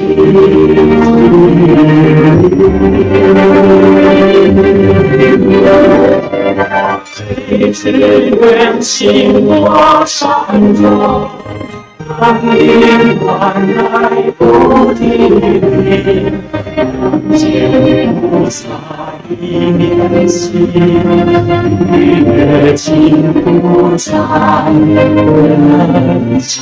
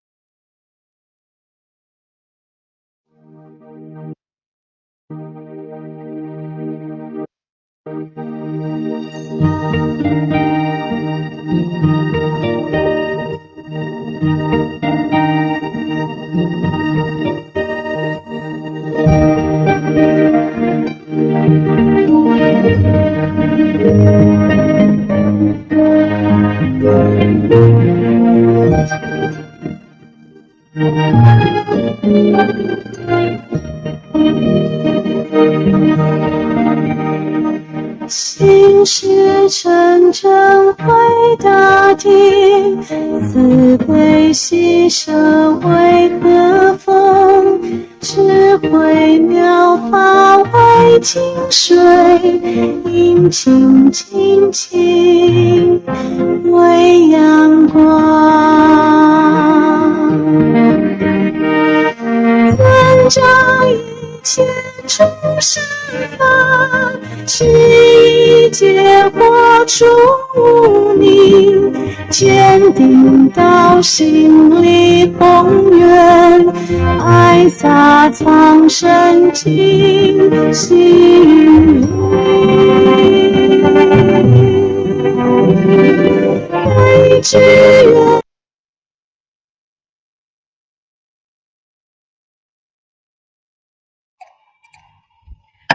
Welcome back, everybody. Yeah, you should know what you're supposed to do on your video. We're gonna have a group photo.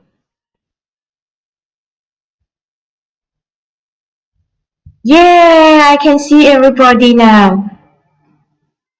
So we have brothers and sisters from Malaysia, the Taiwan, and the Singapore team, the organizers, and then we also have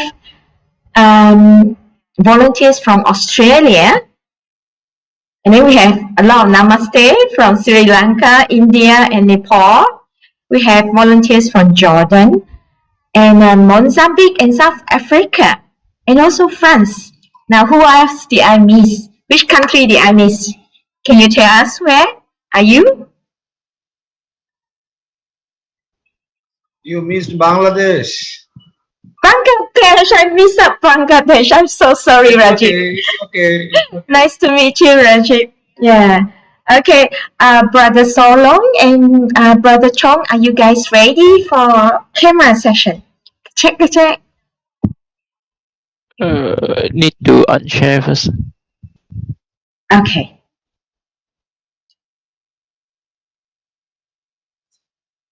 On your video if you have not.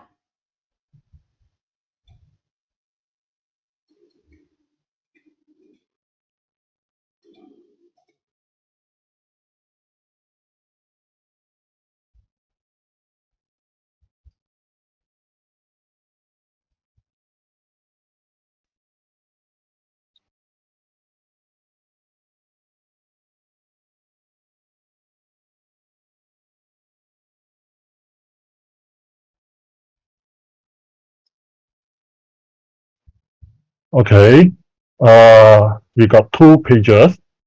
So I'm start to capture for first page.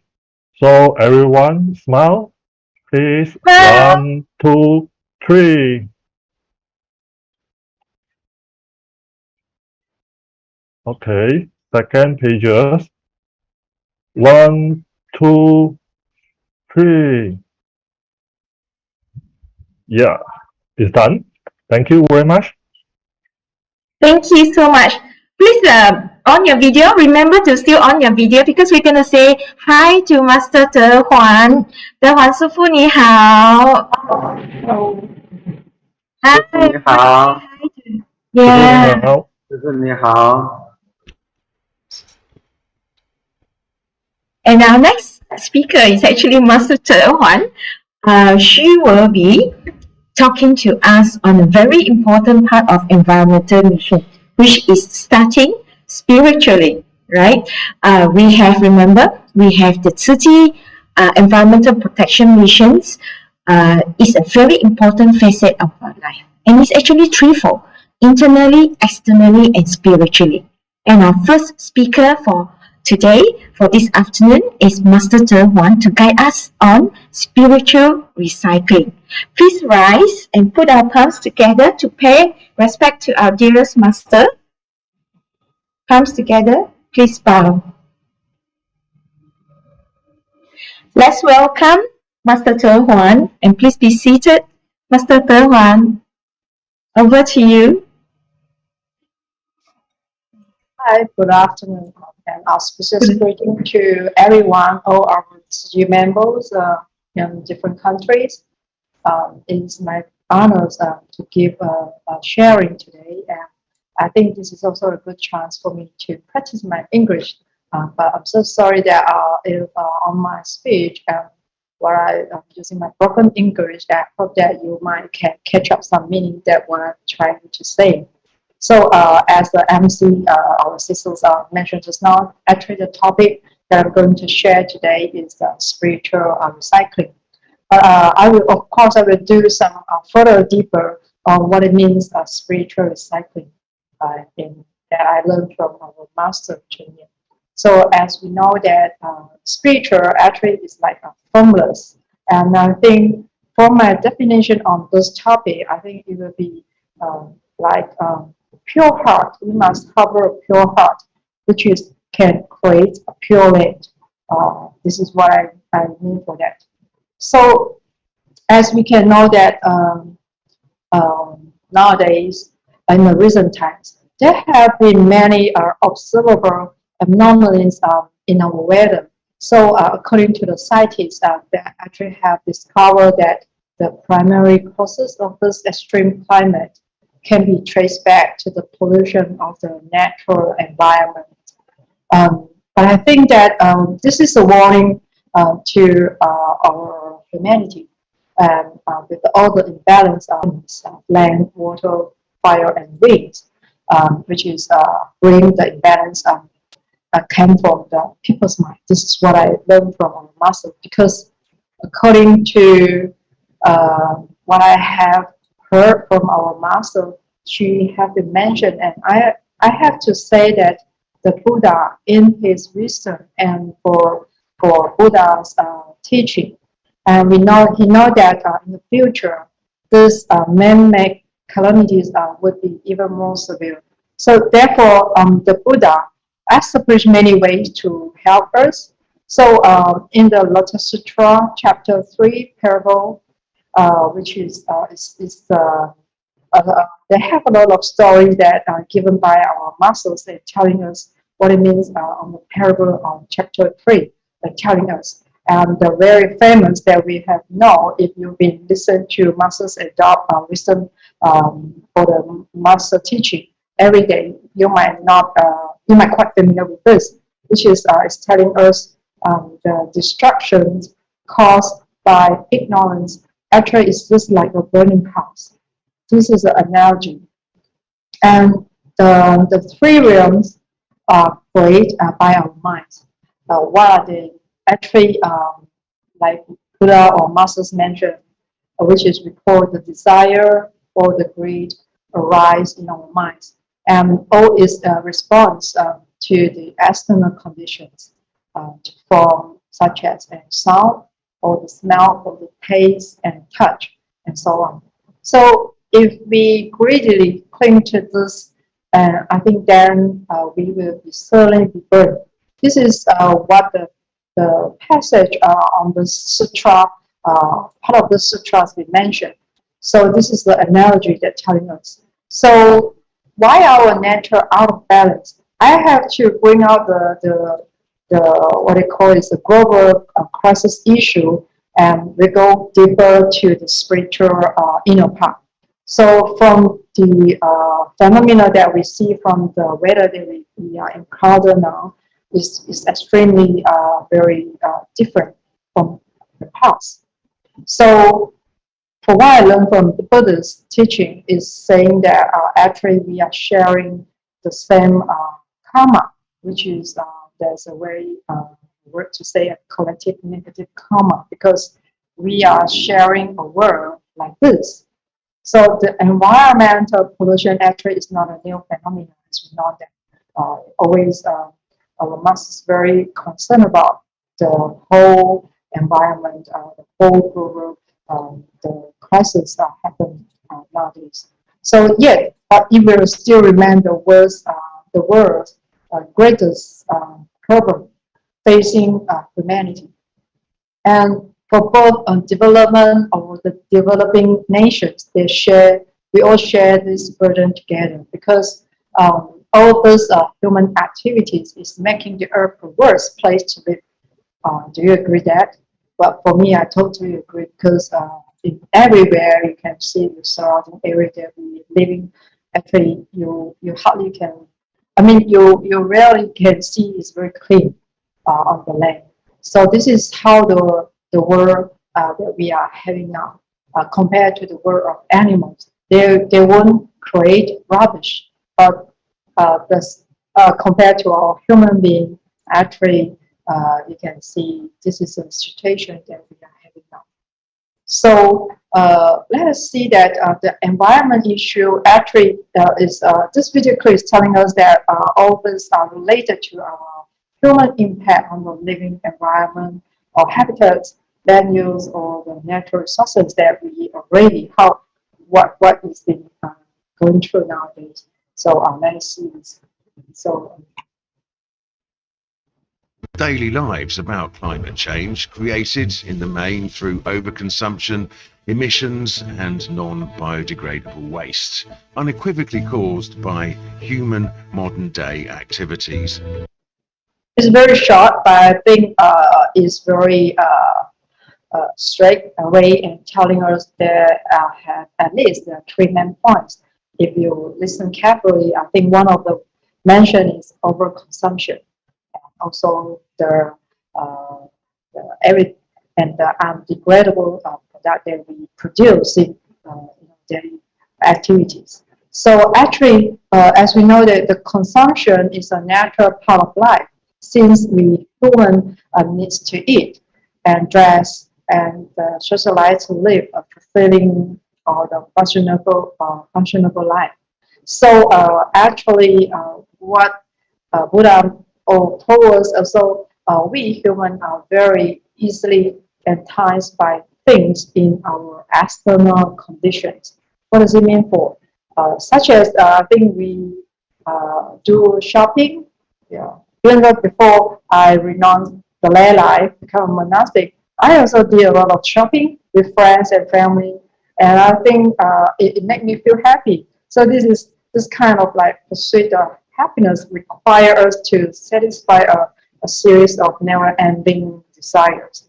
So in the Buddhist way, actually is telling us, oh, this happiness actually is ignorant because they will drive us to be greedy. Because you have one, not enough, and you might want to have second, and three, and third, and you have a lot. It will drive us to be angry if you buy something which is not what you want, and you might be angry the whole day or whatever. So it will create a lot of afflictions in our daily life when we encounter to all those activities that we are having every day.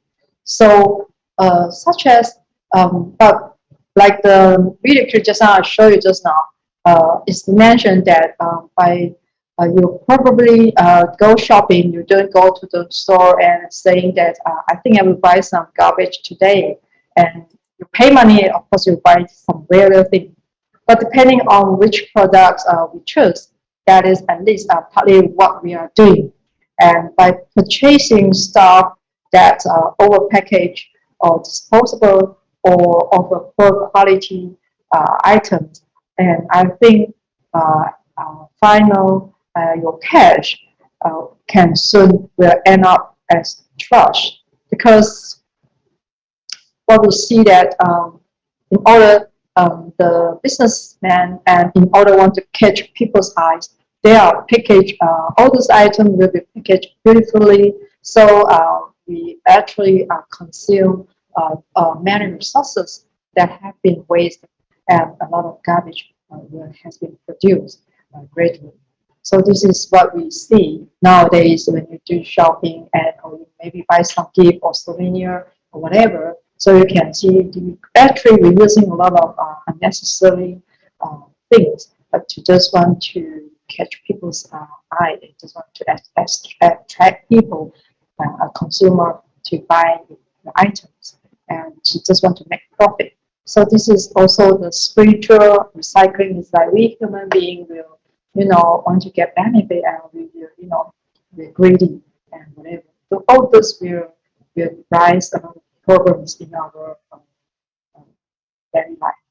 So and another way is like as a search on online buying during the lockdown within these at least 2-3 years, especially for this pandemic time, actually also has led to a vast amount of packaging. This is raising further questions over whether it is necessary or not. The concern that that is still all those things maybe is not getting recycled very well. So this is what happened in our daily life.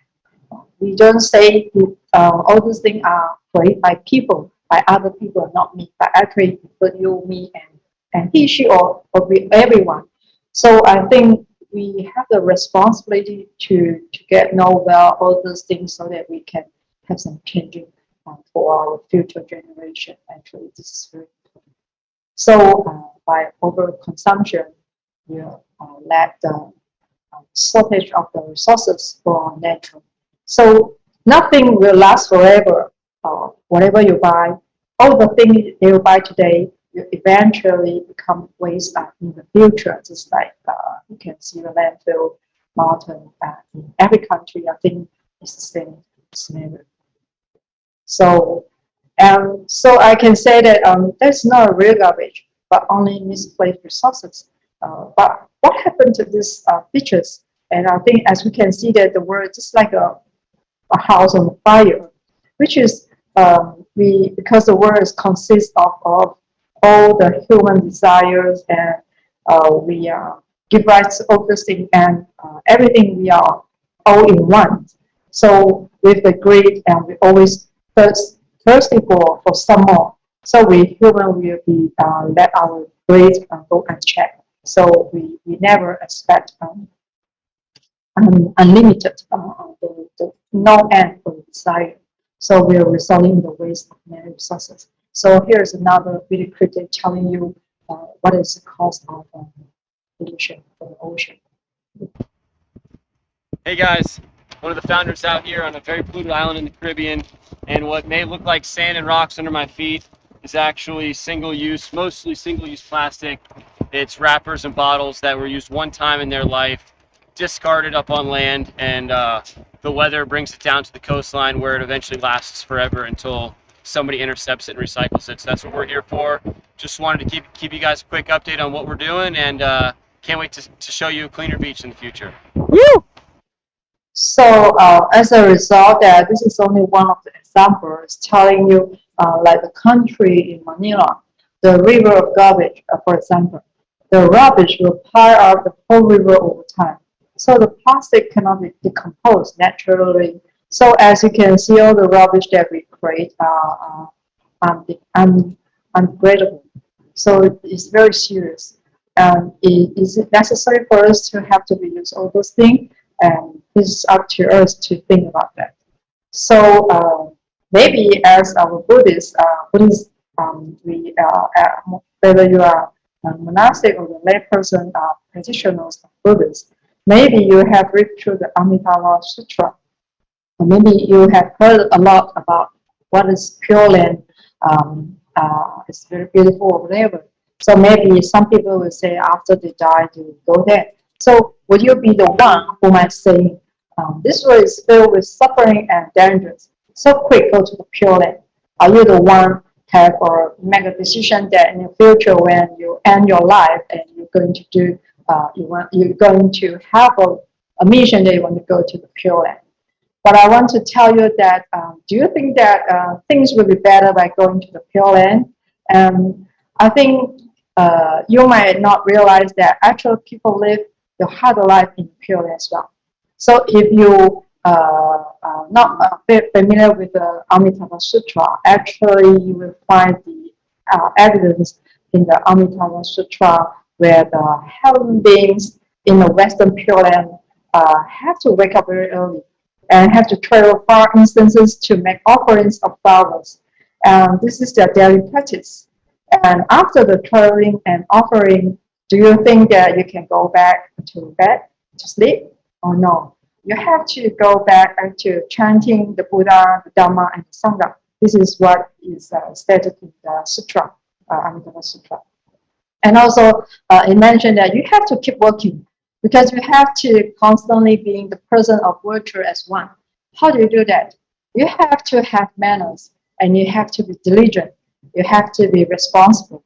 So, and then after you take a meal and you have to do working meditation, you have to do exercise, and you also have to tend all the rest of the row of the trees, and you have to make sure the surrounding area are clean. All the plants, flowers are being, met very orderly or whatever.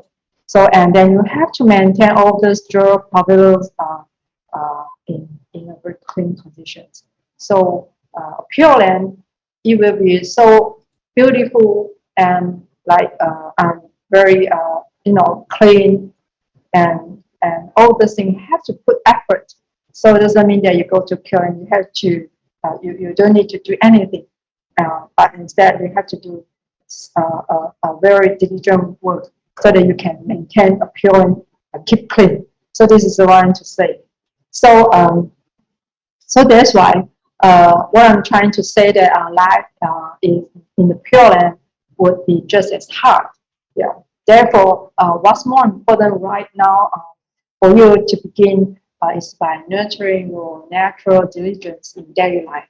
And one day, when you eventually arrive in the Pure Land, so everything will be easier for you because you've been already practiced quite a long time. So you already get used for the life hardworking and diligent.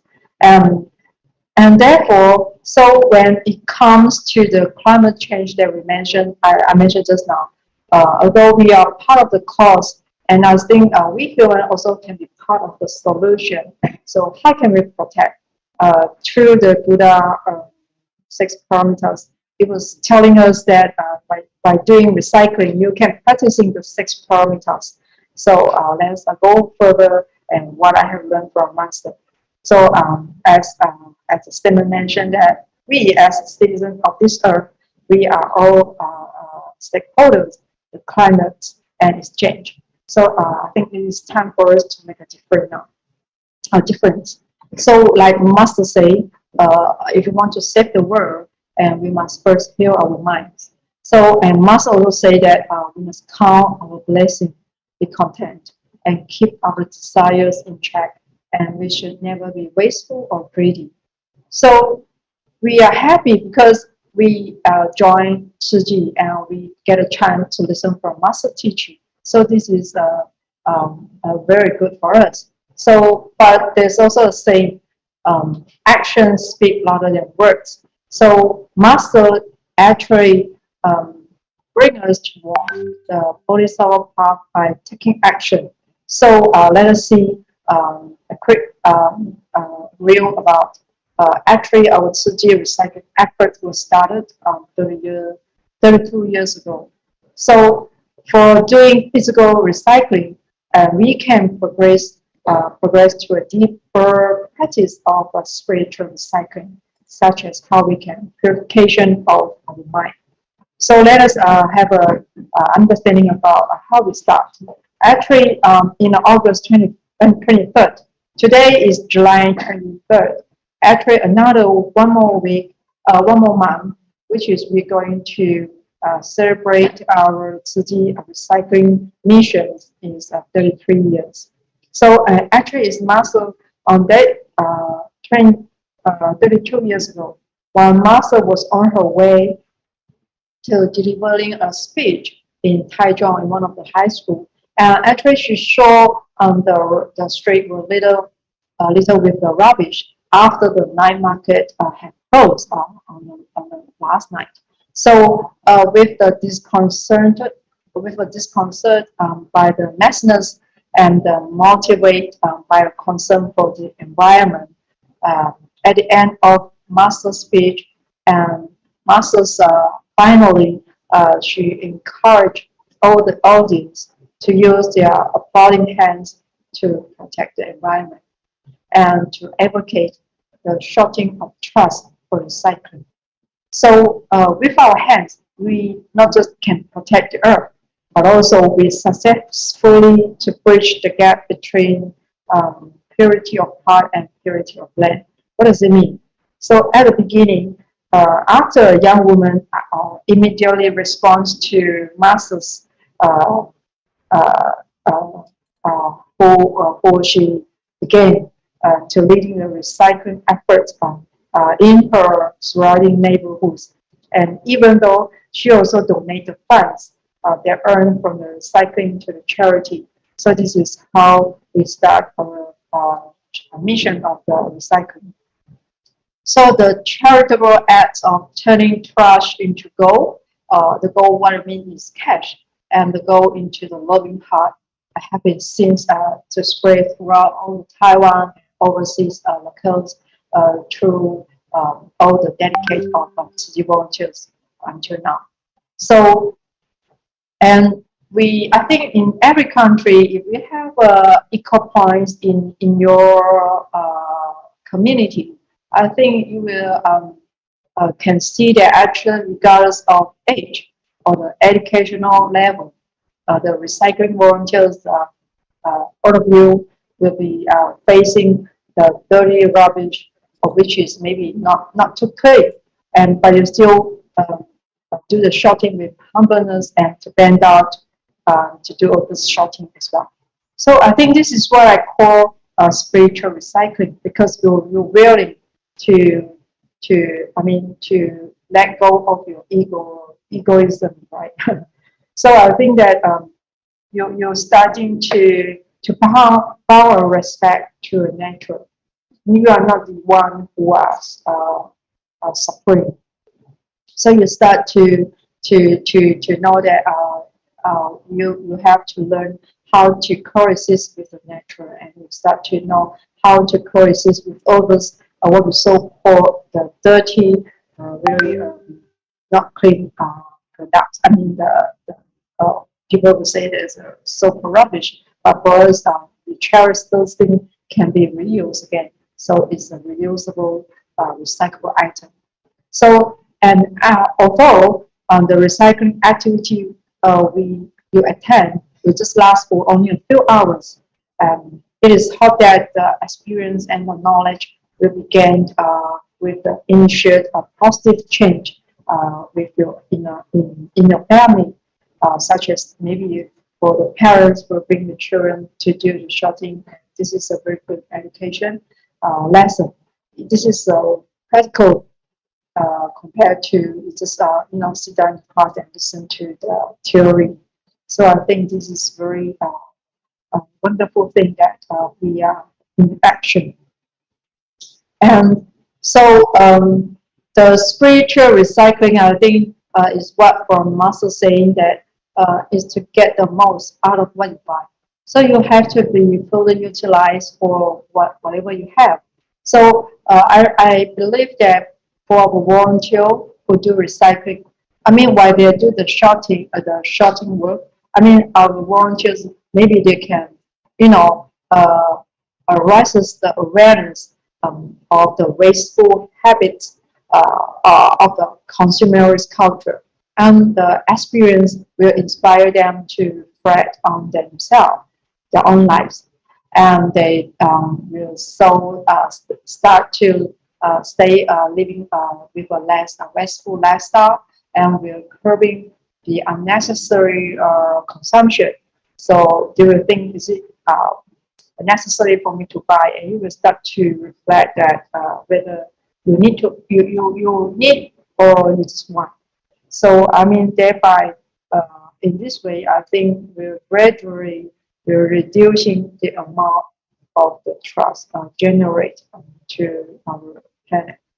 So this is I think what our recycling volunteer that I want to say that the environmental protection in putting this practice in our daily life can help us to work on the 6 parameters and achieve a purifying our heart.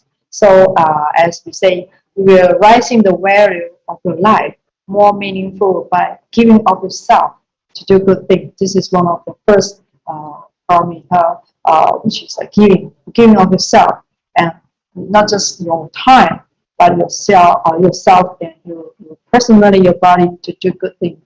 And the second is like the precept.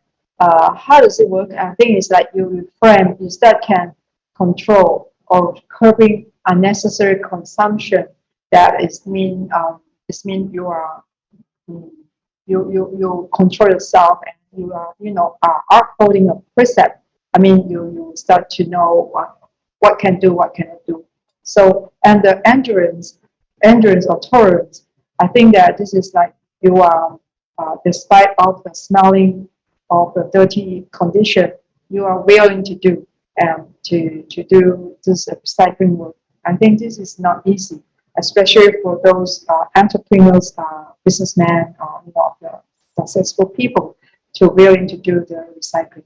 And the diligence means I believe that for our volunteers who do recycling not once a year, I think maybe every day or maybe once a week. So you every day you are diligently on doing this thing. And what is wisdom and what we call the meditation? And I think that if you concentrate on doing this thing, I think you're already in the state of meditation. And wisdom, I just want to say that in 2003, our Siji activists has set up the International Humanitarian Aid Society. This society is the main enterprise for the society for the purpose is for the disasters relief and to developing their mission is to developing technologies and products from the perspective for environmental protection. What should I say is this is the example, returning the trash into gold, such as the usable materials.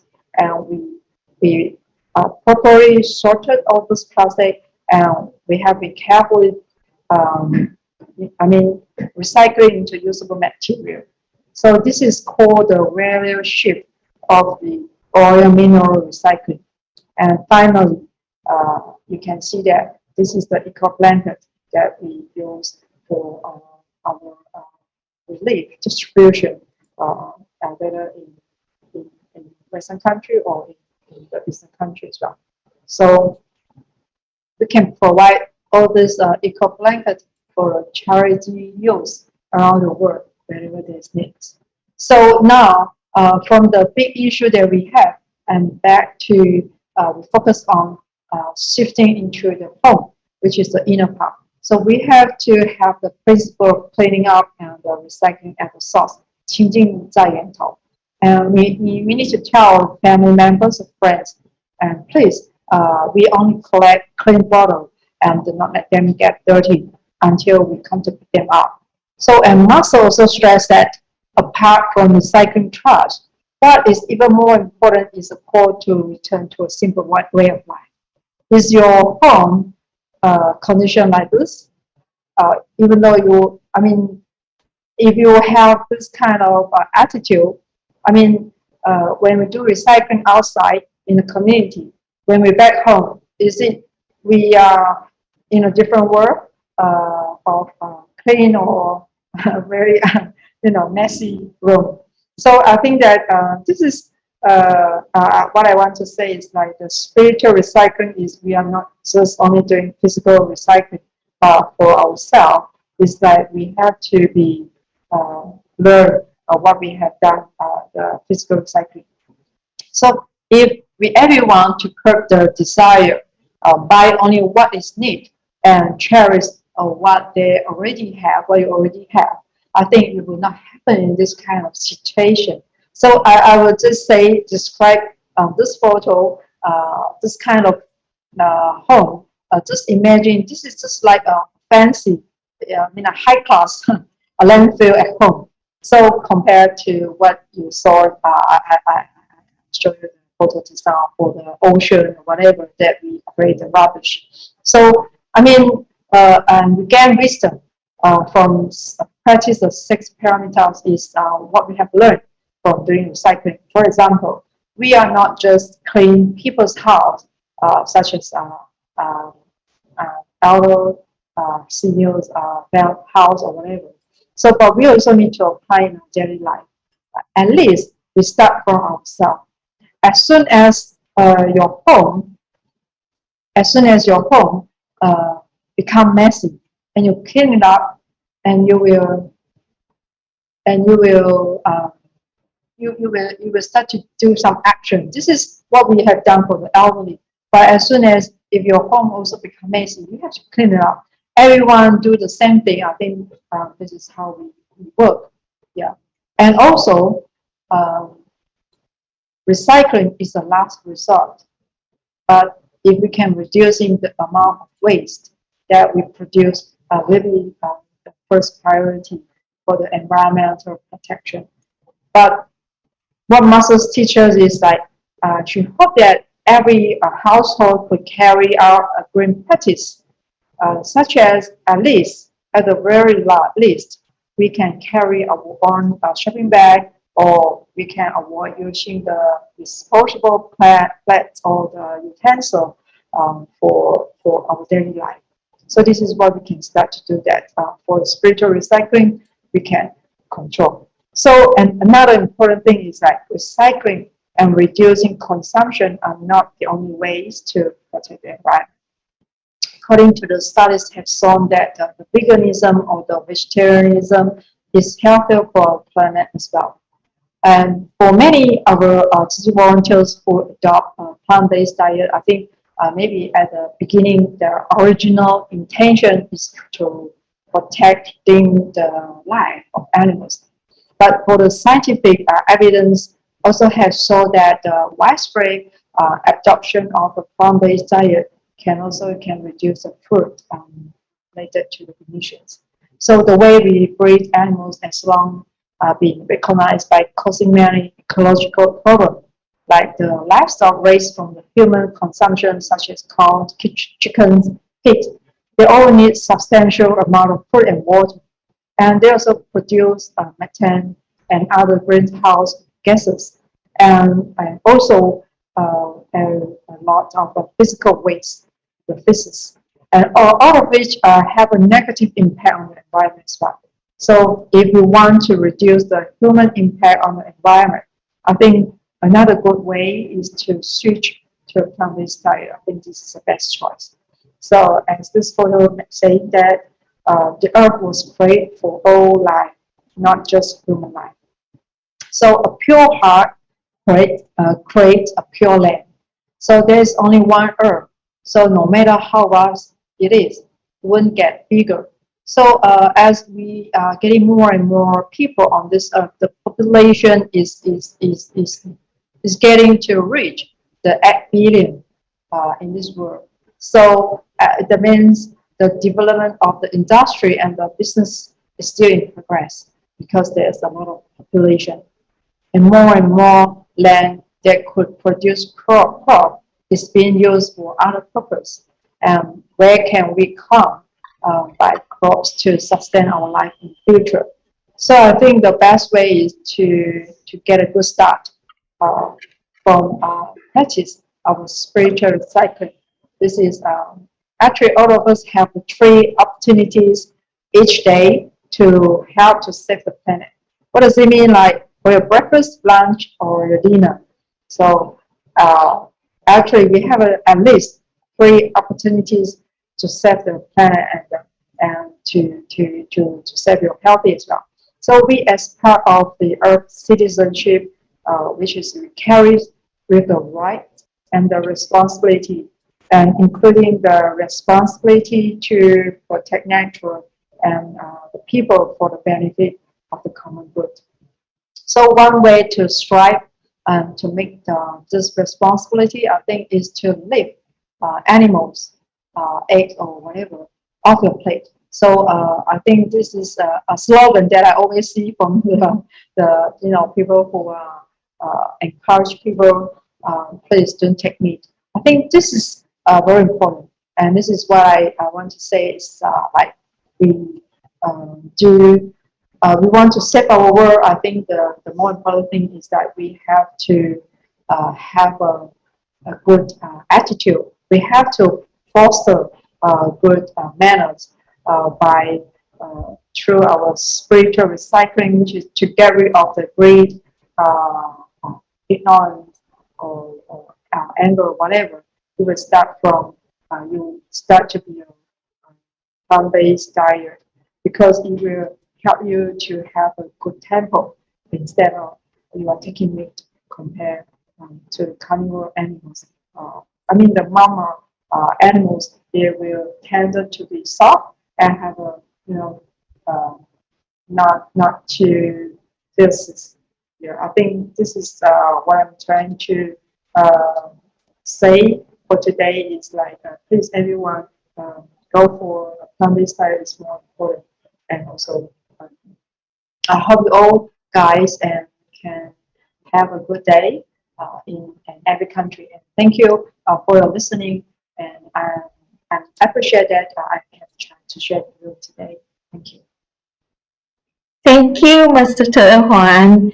Thank you so much for the wonderful sharing today. So last month, our board master shared with us that we should emulate the Buddha's heart and shoulder the master's mission, and to have the infinite identities of Master Cheng Yen. Today, our board master guided us in order to cleanse our planet. Actually, it starts with us. We need to cleanse our heart and mind of greed, anger, and ignorance. Please rise and we put our palms together to pay our deepest gratitude to Master Huan. And please bow. Thank you so much, Master Huan. I see you again. So if you want to see Master Huan more, she's always on a Saturday weekend morning session or study with Hua Lian. So you can always go back to some of the tracks on YouTube. So up next, so we have the spiritual recycling, and then we have the external, and then we have the internal. So stay tuned. So next speaker has a very, very, very big mission because he needs to save Mother Earth. Because Master Huan says it's very important to have spiritual recycling. And there's so much damage. The way she put it in one of the PowerPoint, the animal world, and the human world. The animal world has no rubbish. The human world has a lot of rubbish. So he's standing in a sand of plastic. I cannot imagine standing in a sand of plastic. So up next is a speaker I've known for many years. We have both joined Siji about the same time. Environmental Mission strikes a call with him since the beginning, and he has been dedicated 20 years on this mission. Never once stray away from this. Brother Ike will talk on this topic of why we should be protecting Mother Earth. So over to you. Welcome, Brother Ike, on a big mission on saving Mother Earth. Good day to everyone. Thank you very much to Sister Chris for introducing, and also with gratitude to Master Huang for the spiritual recycling. So this session, I will talk a little bit more into the physical recycling as well as the environmental global, the basic scientific part of it. Because of I think everyone learning at the different approaches. Some may talk about I want learning from inside out may be better. Some will say probably outside in may be better. But actually there's no right or wrong because it all depends on each of us having different background. Then different approaches will suit different people, right? So with all the today training or learning session, we actually equip a lot of information for all of you. First is for you to nurture, for you to learn, as well as because different people have different stages. So you see which part of information most for those that you already acquire, the information also serve for you to approach and invite more volunteer, right? Because in Siji we say at the beginning of the today's session talk about we need to invite more people to join this Bodhisattva path together, right? So and when you start to invite more different people with a different background as well, then you have to say which approach will be easier to be able to touch the individual to be able to join the journey together, right? So I will, for this environmental protection, so I will basically cover three areas, talk about three topics about basically, hopefully, talk about what is global warming. You should know by end of the session, you can actually explain to people, say, global warming. I can see today's session, most of the country are actually from the northern atmosphere. And now we know it's actually the summer season. I believe most of the country are feeling hot, or probably you may actually feel the hottest in the history, or probably one of the hottest summer that you have been facing. Or because now it's the summertime at the this north hemisphere. When we will actually get some information about that, then the evidence and impact of global warming. So we actually see some picture. Then ultimately is what we can do, because of knowing it, hearing it, understanding it without action is not going to change anything to help the Mother Earth. Right. So I will actually share some of the basic things. But of course, for those of you already into this physical recycling journey, then it's kudos to you, and see how can you actually move further forward. Okay, so basically we all know the planet is sick, or because we all know that it's getting hotter and hotter. First, we need to know what is global warming, what caused the global warming. And normally, sometimes people talk about greenhouse effect. What is greenhouse effect? So basically, we know that the Mother Earth, the Earth, when in a billion years ago, when the Earth was formed, it happened that the Earth has a very nice atmospheric layer. And we happen to have a very nice distance away from the sun, and that creating the environment of suitable for life form formation. But the problem with the greenhouse effect is this atmospheric layer or atmospheric layer getting thickening. It gets thickening, and what happen is the heat that enter the earth cannot get out. So it's a greenhouse effect, and it's similar to now it's a summertime in the place. If you happen to have a car, enter a car in the afternoon, under the hot sun, when you open the door, you realize that inside the car is hotter than the outside. Although the outside environment is already very hot, but you realize that inside the car is even much hotter. And because the greenhouse effect, because the heat get into the car, cannot get out. So that's basically, if someone asks you what greenhouse effect, that is what it is, because the atmospheric layer is getting thickening. Of course, in some of the cold country, they build greenhouse, because the cold country, when they want to plant some green agriculture, they need a warmer environment. That's why they build greenhouse, which is like a glass house, right? So that the sun can get in, but the cold weather will not come in. So that's what the greenhouse term comes from, right? So greenhouse effect causing the global warming. And then what causing the greenhouse effect? Basically, scientifically, we know that the carbon emission and right. Sorry, the control is a bit slow. Right. So we know that overall the human population have been increased, and the human creating carbon footprint. So you can see this, the carbon footprint, the carbon emission, and the human population has a direct correlationship. So like what Master Te Huang saying, sharing, right, is all about human being, right? The animals world versus the human world. We're creating a lot of rubbish, we're creating a lot of carbon footprint. And the world, we talk about why the earth actually now we have a fall imbalance. And basically, if someone asks you why there's a global warming, is the global warming a myth? So this one will give you basic information. Talk about human body. We have the blood circulation that maintain our body temperature. When we are healthy, our body temperature is around 37 degrees Celsius. Head to toe is about 37 degrees, so about the same temperature. But when you get a fever, when we have a fever, our blood circulation try to fight the virus or bacteria. and then it concentrate a lot more towards our head. So normally our head is become hotter. Then if you touch your toe, you realize that your toe is so much colder, right? Because the blood circulation is trying to fight the virus, try to actually fight the virus, but it's causing an imbalanced temperature across our body. The same thing happened to the Mother Earth. The Mother Earth has a wind and ocean current.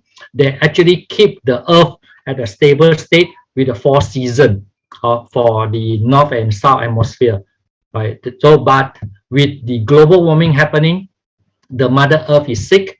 Then the wind and ocean current try to readjust itself, just like the human blood body, try to readjust itself to actually fight the global warming. But when that happens, the imbalance happening across the Earth, right? And this is what then when that happening, the 4 seasons start to run, and then of course we know that when global warming happening, with the increase in temperature, a lot of ice glacial are melting. And of course, when the glacial melt, it doesn't matter where we live in this on Earth. The sea level water go up, everywhere will have more flooding issue, more heavier rain.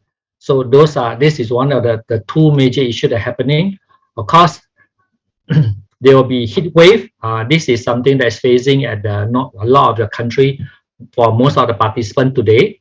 And then of course, just I'll talk about storm and floods, right? When this happens, places that are no rain suddenly become even less rain. Then the country even facing the longest drought in history. And of course, with that also they'll have a more diseases are happening as well. So you can see the global warming is not just a buzzword. It is actually causing a lot of an issue across the Earth and actually impact all of us. And then the rapid reduction of the Arctic ice. This is Arctic, the North Pole. So you can see the red line was the ice cap, back in 1979. So by about year 2010, 2020, you can see the white color is the ice cap. So you can see a lot of places between the white and the red, you can see the blue color. This blue color is supposed to be, now it's actually water, but it's supposed to be covered by ice back in 1979. And then the left picture, you can see the polar bear. This is no animation at all. This is a real picture. That because the polar bear, they actually based on the sea lion for their food, right? But then when ice caps start to melt, they can't find in their food anymore. So scientists already predicting by 2050, during summer, or it can be even earlier, right? During summer, North Pole has no ice. Can you imagine that? During summertime, North Pole has no ice. Of course, during winter, some of the ice or formation come back, but North Pole has no ice. When there's no ice, there's no way the polar bear can survive. And this causing a lot of animal extinction. Of course, some of the polar bears start to enter into the nearby villages to find food. And I keep thinking, okay, this is some of the thing probably too far away. Is it really true? But these are some pictures talk about Saudi. When I say talk of Saudi Arabia, people say, oh, think about it's very hot, desert. But can you imagine snowfall in Saudi, right? So this actually happens from time to time. So then it actually show that because the Mother Earth, just I talk about the wind and ocean current trying to fight to get the Earth back to recover, but it's causing the whole Earth weather chaotic. So suddenly a desert place has a snowfall, or suddenly a desert has flooding. Imagine desert also can flood. And then the bottom picture here, you can see even camel which are really swimming on the water. So personally, I don't know how camel learn how to swim swim, right? Because in the whole lifetime they have been walking on the desert, right? But you actually can see that how severe thing can happen. And then recently, now in July, we know that I will follow the news this month or this week or even now, the extreme heat and fire in Europe and the North Africa. And these are some of the live picture taken this week. And you can see a lot of places, right, in the Europe and the North Africa, they are all under severe heat. And then some places actually have the worst drought in 40 years back in Morocco. So a lot of places are actually fighting very hard for this global warming. So, but you still feel that it's too far away for us. Happen anyone in the country, you probably think that it's very far away from you. But being in Siji, we talk about being compassion with others. So we talk about how can we actually have a compassion with all sentient being. So let's look at this short video. Plants and insects are disappearing from the earth. The United Nations reports more than 1 million species are on the brink, at risk of being wiped out, not just by human encroachment, but by the impacts of human-made climate change. The biodiversity crisis and the climate change crisis are highly intertwined. For example, climate change is impacting wildlife, either directly or indirectly, and leading to more extinction. In the last 3 years, 30% of the koalas in Australia have perished due to wildfires and drought. In Canada, more than 200 species of animals are today considered at risk. The Vancouver Island marmot is now one of the rarest mammals in the world, their natural habitat and hibernation patterns disrupted by warming weather. Farming speed, animals, plants, and insects. So we always say the human is actually the top of the pyramid of this life form pyramid. And then we talk about all the sentient beings. So those are weaker, the animals, many have already get extinct. But it has extinct, it has because it's a pyramid, it will have the effect to us. And the same thing is when the animals start to get impacted, now slowly from the video you can see developing countries are impacted. Then those who are not impacted yet, we are free from it. We will get it just soon or later only. Right. So it's very important for us to be aware of it and start to take action now before it becomes too late. So for taking action, here we talk about introducing this in Siji, we talk about 5R. Some places they use 3R or even use 7R. It doesn't matter. Important thing is basically it's all about start out with the recycling as a base. The 3R, 5R, they are recycle. In 5R, I use the word recycle, repair, reuse, reduce, or refuse, right? Or rethink. And recycling is the entry point, like what Master Te Huang shared just now about physical recycling. It's the entry point. Of course, sometimes start out with the spiritual recycling, then they probably can talk about start out from the rethink. It depends on which stage you are in. But when we start to trying to engage more public to become a voice, recycling is a good entry for most of people. Right, so it's a good entry because everyone creating rubbish, and then if they start to believe that they want to do good thing, they can start out by recycle the recyclable item from their home as a starting point. So recycling is starting point. Once they start doing for a while, they found why are creating so many, so much of a rubbish, and then why some item cannot be repaired? Can I repair them first? And then can I start to buy more items that are reusable rather than buying those single-use item, right? So we talk about normally I prefer to put reuse and repair of more like making this environmental protection as a lifestyle, so that we try to, when something spoil, we try to repair it rather than keep thinking want to buy a new item, right? And then ultimately, you're doing a lot of this, then you can start to think of the reduce and rethink will slowly come into you. It's something about clearer to the spiritual recycling part, right? But recycle is the entry point. And then we all become such a big global warming is caused by every one of us. Okay, even when I'm talking here, I'm still breathing. Every second I breathe out, I create carbon dioxide. But if we and everyone throw one piece of rubbish, you can see all this picture, you can see all the small, even the face mask, it can creating so much problem to the earth. But if everyone start to reduce the plastic, the rubbish that create, we can turn the thing around. So do not underestimate the power of one, because the power of one. So instead of the negative energy, let's together turn around, make it become a positive energy. Right? Some country they have not started the recycling part. I just try to introduce some of the basic item. So recycle item, these are some of the paper, plastic, metal, some electronic waste. But in general, we collect recyclable item based on the recycle agent. This recycle agent are those who buy the recycle item from us, right? Because you can't collect something that no one want to buy from us or no one want to collect from us, because we can't actually keep in our storeroom for forever, right? So we only able to collect. So indirectly, we are creating an ecosystem. The more we collect, the stronger the recycle agent. The stronger the recycle agent, the more we can collect. So together, we have to work closely with the recycle agent to create a strong ecosystem at our respective area. So remember, recycle agent is our partner. So although we need the fund, the recycle money, the proceed from the recycle item can actually go for different kind of activity. But more important, we are coming from saving the sentient being.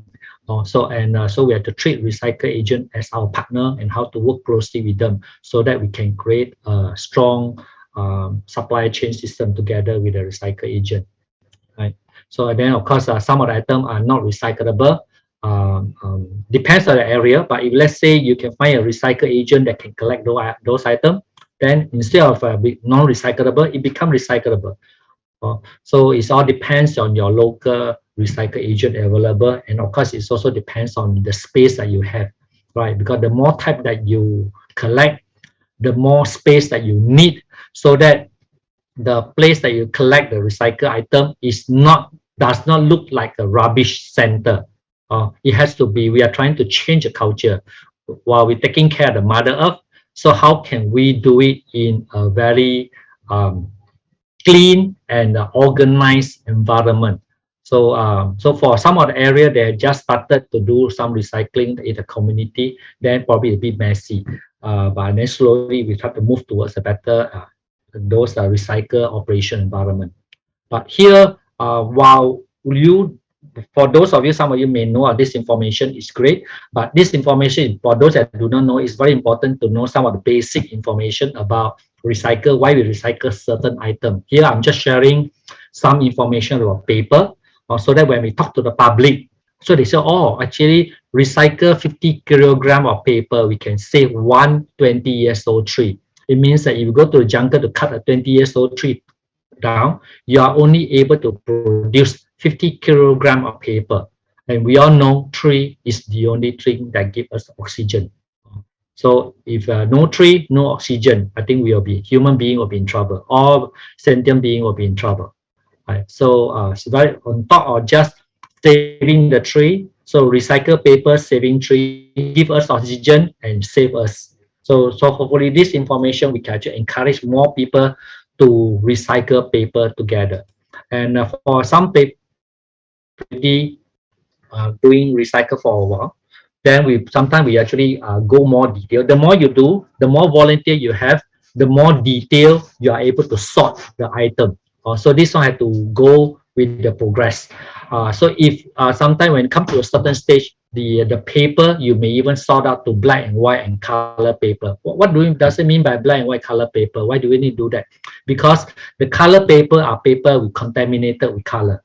Means that these are contaminants. Those black and white paper has less contaminant. So in average, we go to the paper mill. We say black and white paper can recycle for 5 rounds. It means that it can go to the paper mill, make a paper, and then recycle again. It can actually do it for 5 rounds. But for color paper, because of the color, the paper mill, they need to actually add some chemical to neutralize the color. And that chemical process actually damage some of the fiber in the paper. So the paper, the fiber quality degrade much faster. So color 3 round.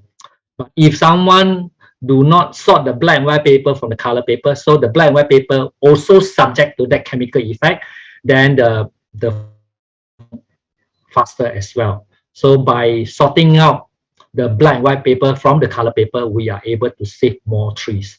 So this is a part, it's like small, but this had to come with when we got more space, more volunteer, we can start to actually work towards this kind of a more detailed sorting. But this serves as a basic information. But even there are additional benefit of recycled paper. So compare if we were to use the original raw material, we can even save additional 75% of energy, 75 to 95% air pollution, save 50% water, or even and reduce 14 to 27% of garbage. How is this number come from? Because if we do not recycle paper, but the world today needs, although we go out with business, they still need a lot of paper. If we do not recycle paper, where the paper come from? they have to cut the tree. So if you look at a paper mill company factory, if you want to make a paper from a recycled paper, it's so much easier compared to cut the virgin tree from the jungle, because you cut from a jungle, you will probably need a big saw, then you need a bulldozer truck and then heavy machine to cut the tree. So you can see that recycled paper to make a paper is actually not only saving tree, but it has benefit. And this same information will apply to plastic, metal, aluminium. It all has a lot of benefit beyond just recycle the item. Also physical. Here basically I'm just trying to share, there's a lot more information behind, depends on the people that you're talking to, so that because some people, they will feel want to get engaged with the physical recycling by being more fit with more information, right? So ultimately, we say the goal of recycle waste is to encourage and teach everyone how to cherish blessing. This is very important. So it's not just recycle the item, reducing the rubbish. It's not just not that. It is the entry point, and also most important, everything that we use come from the Mother Earth. So the cherished blessing is very important for us to actually continue to move on this recycle journey. So for some area, so normally for those areas have not started the recycling, the first step normally will start out with the community recycle. Normally they do it 1x per month. Then they of the month where we ask the community at that area to bring down all the recyclable item. Then we gather a lot of volunteers together to sort them. Of course, during the sorting process, we will have some volunteer start to do the education, start to and also set up the sorting space so that the public will actually teach them how to sort, so that we actually not only collect the recyclable item, we are also start to do the education. But of course, because it's once X per month, it will be a bit more messy in terms of the process. We can do it at any open area that's available at the community. Important bear in mind is do not create inconvenience to the public. So we do it, we want to creating the happiness and the cherry blessing kind of creating inconvenience to anybody. Right. So after a while, if you're already doing a lot and from a recycle at the community, can actually, if you actually have more and more volunteers, you can even start to look into, we call that Environmental Protection Education Center, where we have can have a physical area that we set up the recycle item, the category in the proper manner, and we start to encourage the public to bring the item in and sort the item by themselves. And then rather than we sort the item for them, but then we ask the public to bring in the item, sort by themselves, and the volunteer here is to guide the public how to sort what can recycle, what cannot recycle, and which item go to which bag. So the proper setup of the recycle sorting facility become very, very important. So that's why we call it as an education center. It's something like a school. We are teaching everyone, the public, how to do the sorting. So the volunteer become more like the environmental protection teacher. They are the teacher, teach the public how to do. So this when the time and the location, the right people available, hopefully every area can have more on this kind of environmental protection education, so that we can impart the education to more and more people. Right. So of course, these are the two pictures that I take. Is like some public, when they actually do it, they actually feel that they learn a lot, and then they decide to bring their children or even their grandchildren come to involve. Right. So this means that the actually recognize and actually buy in our idea of environmental recycling sorting by the individual. They do it by themselves, the next generation together. Right. Then recycling, remember, it's a physical entry, but of course it's for some area we want to increase the publicity of knowing it, the spread awareness. We can actually get volunteer go to find any event available at your community or at your city, and then we start to get a space and then to outreach out so that more and more people are aware of the environmental protection activity, right? So here basically I'm just sharing about some of the idea about global warming and more important recycling as a starting point. And we need knowledge. Recycling is just not sorting item, it's the knowledge that we so that we can start to share with the public, and then to get more public to buy in the idea and start to join our Buddhasata path together, right? So it's not an easy path. We know that because the global warming caused by everybody on earth, but then do not underestimate the power of one.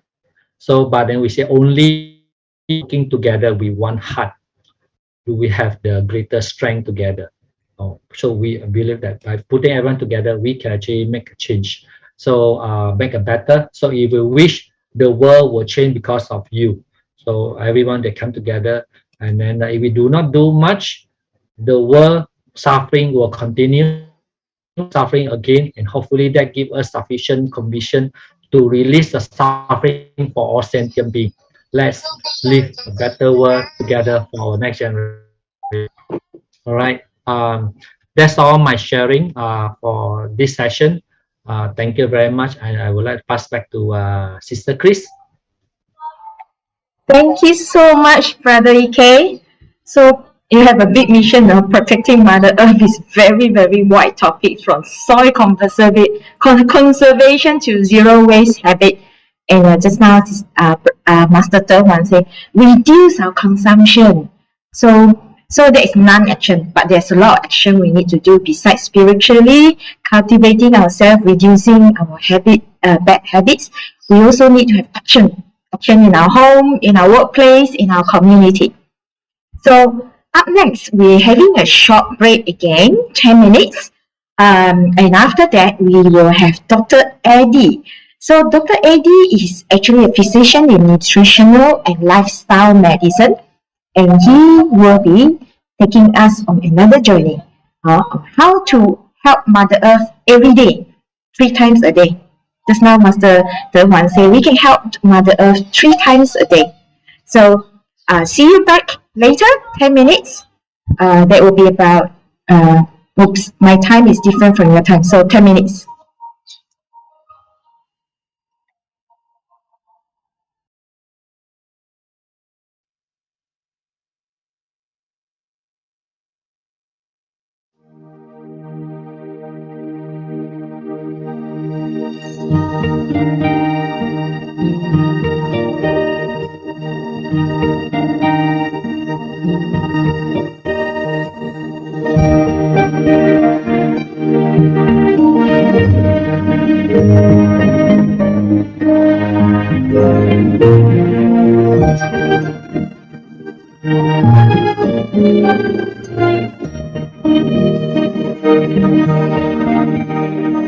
心是真正伟大的，慈悲牺牲为德风，智慧妙法为精髓，引清清净为阳光。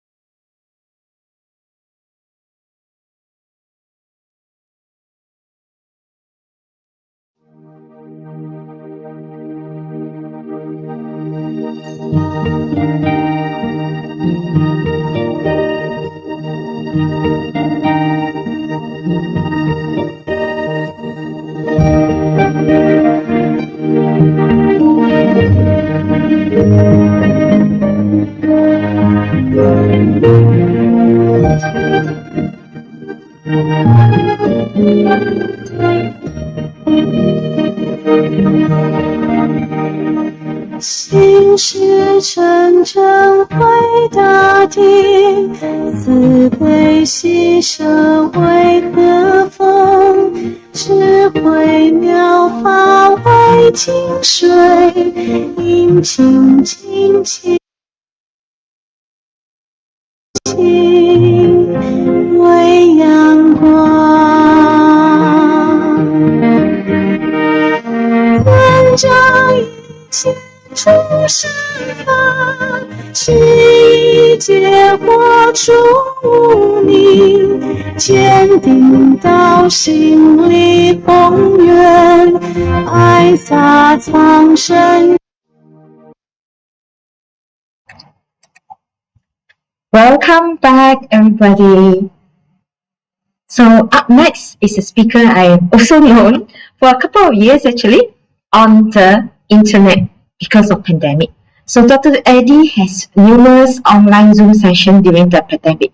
He's also a physician, so he is definitely the authority to speak on this next topic, environmental protection starts internally. Eat to heal. Welcome, Brother Eddie. Over to you.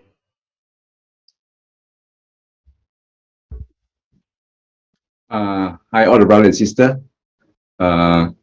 Good morning, good afternoon, or good evening. Okay. Very delighted to come here to this platform to share with all of you about eat to heal. Okay. What do we eat to heal? It means whatever thing we eat actually can damage or can heal something. Okay. So when we talk about, sometimes when we ask, who control the slide? Can I control the slide?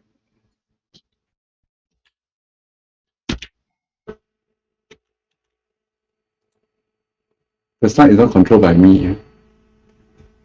Can you already, I think? Can try again? Yeah. Okay, can. Okay. So we are always asking, are we living in a better world? Okay. So of course we all know that now we have many people are suffering from chronic illnesses, heart disease, cancer, lung disease, stroke, diabetes, kidney disease, getting more and more common. Right? You can see all the trend of all this chronic illness is getting more and more. Right?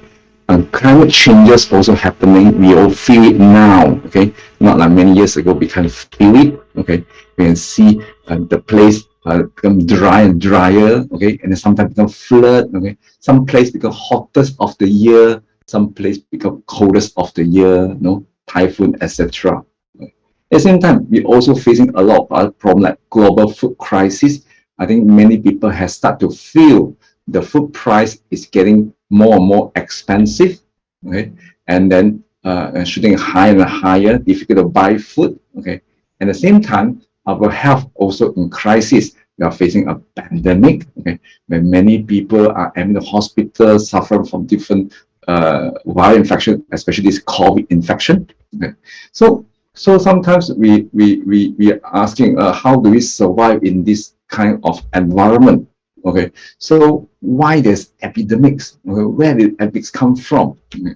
So if you look back into the history, many epidemics actually is related to those animals. It's animals spread to us. Some 1967, 1976. Okay, this is not the first time an epidemic. All come from different animals like bat, you know, chicken, okay, pig, okay, even the MERS, SARS, etc. Okay, even up to now, COVID. All this is related to the animal. We call it zoonotic disease. Okay, zoonotic disease means all these viruses for the animal. Okay, like for example, bats, they infect those animal farming. Okay, when they infect the animal farming, the animal in the farm they get infected. Okay, later the virus get changed and mutated. They start to spread to human being.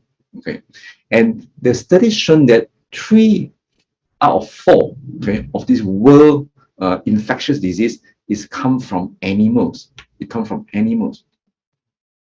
And in United Nations Environment Program, actually they found that meat production has increased by 260% in the past 50 years. That means more and more animal factory or animal farming is setting up. Okay, and this is related to more and more infectious disease. Okay, so how to avoid being infected by all this zoonotic virus? Okay, the best way, of course, is to do not touch, do not breed, do not handle, and do not eat the animals. So if not eating the animal products, we are able to reduce animal farming. If reduce animal farming, it will definitely reduce the contact with those animals. So meat industry also related to our environmental problem. For example, you can see in the picture, all this animal farming, the animals are very crowded, to stay with each other very crowded. And that's the reason why the infectious disease is very easy to get mutated. The virus get mutated because they stay too close to each other. Okay? Same as all this farming, lots of these crowded animals are crammed together in a small space, okay, to survive in the factory farming. And United Nations reported that meat industry is one of the most significant contributors to today's most serious environmental problems. How are they able to do that? Because now they realize animal agriculture, animal industry, they produce more greenhouse gases than the global transportation industry. That means all the ship, truck, planes, all combined together, the greenhouse gases produced even less than those from the animals. And these greenhouse gases start to warm our environment, okay, and cause climate changes, okay, because they trap the heat, okay, so the earth becomes hotter and hotter. Okay. Not only carbon dioxide is a greenhouse gases, there's another gas called methane gas. Is even 23 times more effective to trap the heat, than carbon dioxide. And many places can produce methane gas, and one of the main contributions of methane gas is come from animal industrial. Just for example, just a cow, a cattle. Okay, one cattle just about the gas come out. Okay, they produce about 200 to 400 liters of the methane gas per day. Okay, I've calculated now the world has about 1.5 billion cows, and each cow, let's say minimum, they produce 300 liters of methane gas, okay, become 450 billion liters per day of methane gas. So if all the human population, if we inhale all this methane gas every day, everyone have to inhale the 50 liters of methane gas per person per day. You can imagine how much methane gas is being produced by all these animals. And we can see in the past a few decades, the carbon dioxide, methane, nitrous oxide, all these greenhouse gases, they're getting more and more, shooting up higher and higher. And when we talk about half-life, half-life means the gases, they start to disappear. We call it environment, they start to disappear. Methane gas, half-life of 10 years. That means in 10 years later, they start to reduce in half. They start to reduce. They start to disappear. So carbon dioxide, they need 120 years to start to reduce. So if you talk about climate changes, urgently, we need to reduce methane gas first. Because if we can reduce methane gas, in 10 years later, we can see the difference in our environment. And climate change will start to affect our global agriculture production.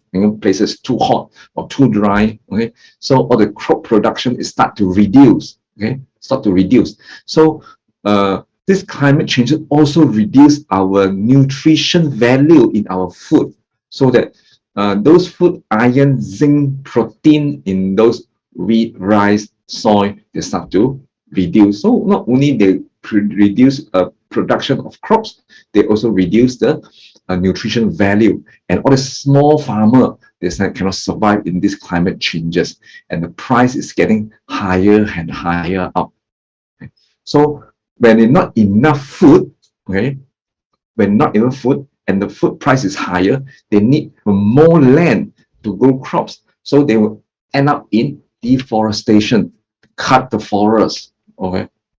When they cut the forest, we also know that to produce 1 kg of the beef, okay, you need 16 kg of grain. So this 16 kg of grain actually can help to feed 20 people. But now because people eat beef, they'll end up 1 kg of beef is enough for only 2 people to eat it. And these animals, they eat a lot of grain. So the world population, the world grain consumption, okay, majority are consumed by livestock, especially soy. 74% of this soy is consumed by those animals. It's not by human beings. Do we have enough food? Yes, but those animal farming, they compete with us for food. So it leads to global food crisis. 800 million people were affected by hunger in 2021. And about 1/3 are having moderately or severely food insecure in 2021. So we are having a food crisis.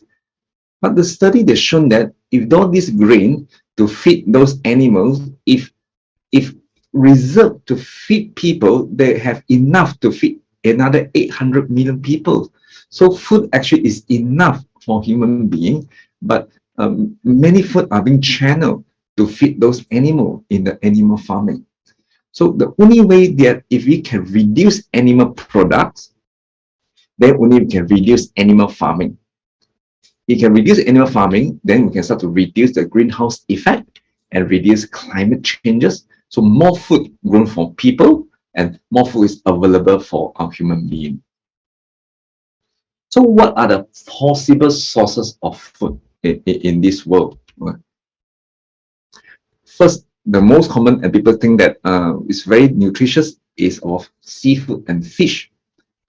Unfortunately, all these food are being severely polluted because of the pollution. So when our pollution, if you take the water from those rivers, okay, from sea, they found out that this river has been contaminated with all this pesticide, chemical, or heavy metal. Right? You can see all this chemical is being leaked out into the sea. One of the chemical with heavy metal we call mercury. This heavy metal actually comes from the industrial. If it go into our body, it affect our brain and nervous system, affect child development, affect children walking and talking development, show shorter attention and learning disable. In adult, it can cause infertility, memory loss, tremor, with numbness of the finger.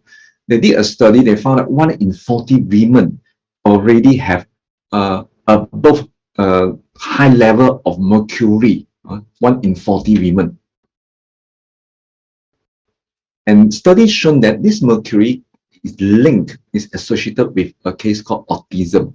I'm not sure if any of you have seen any children with autism. Okay, I try to show a video of autism.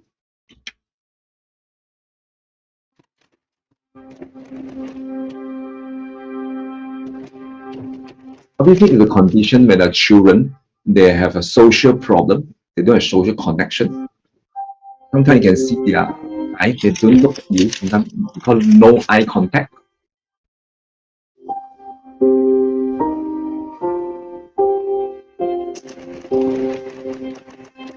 They live in their own world. Usually, they don't want to play with other people.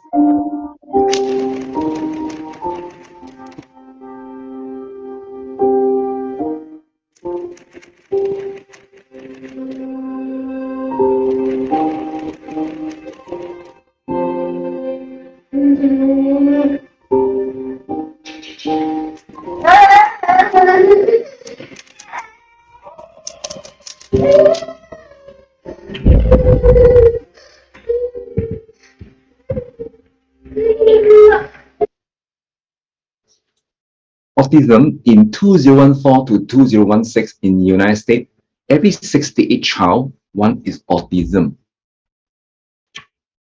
2018, 1 in 59. 2018 to 2020 is 1 in 44. You can see the trend is getting higher and higher up. In my clinic, we have a group of children with autism. Sometimes I take their hair and send to the lab to do some testing. You can see 3 years old child, the mercury level is very, very high, more than 95%. That means very high. Some even as young as two years old, you can see mercury, full of mercury in their body. And this mercury, it takes time to come up from the brain, because once they go inside your body, they stay up to 20 years inside your body. They're not easy to come up. But what is the main source of this exposure to the mercury? According to a study, the main source of the mercury is food, especially fish. And women who primary exposure to mercury is through consumption of fish. It means the more fish you consume, the higher level of mercury into your body. And now they did a study, whole world, as much as 84% of the fish contains unsafe level of mercury. So not only mercury, there's another compound called PCB. It's quite dangerous. This PCB actually comes from those industrial areas, same leaking into the sea and go to the fish. And now the problem is this PCB, they cause problem in our motor skill, reduce our memory, cause problem in our immune system, nervous system, you know, and all this our hormone system. It's a human carcinogen. That means they can cause cancer as well. They found that many fish oil and fish have a more PCB in the food compared to the rest of the animal products. So you can see fruit, vegetable, cereal is the least one. The fish and fish oil has the most.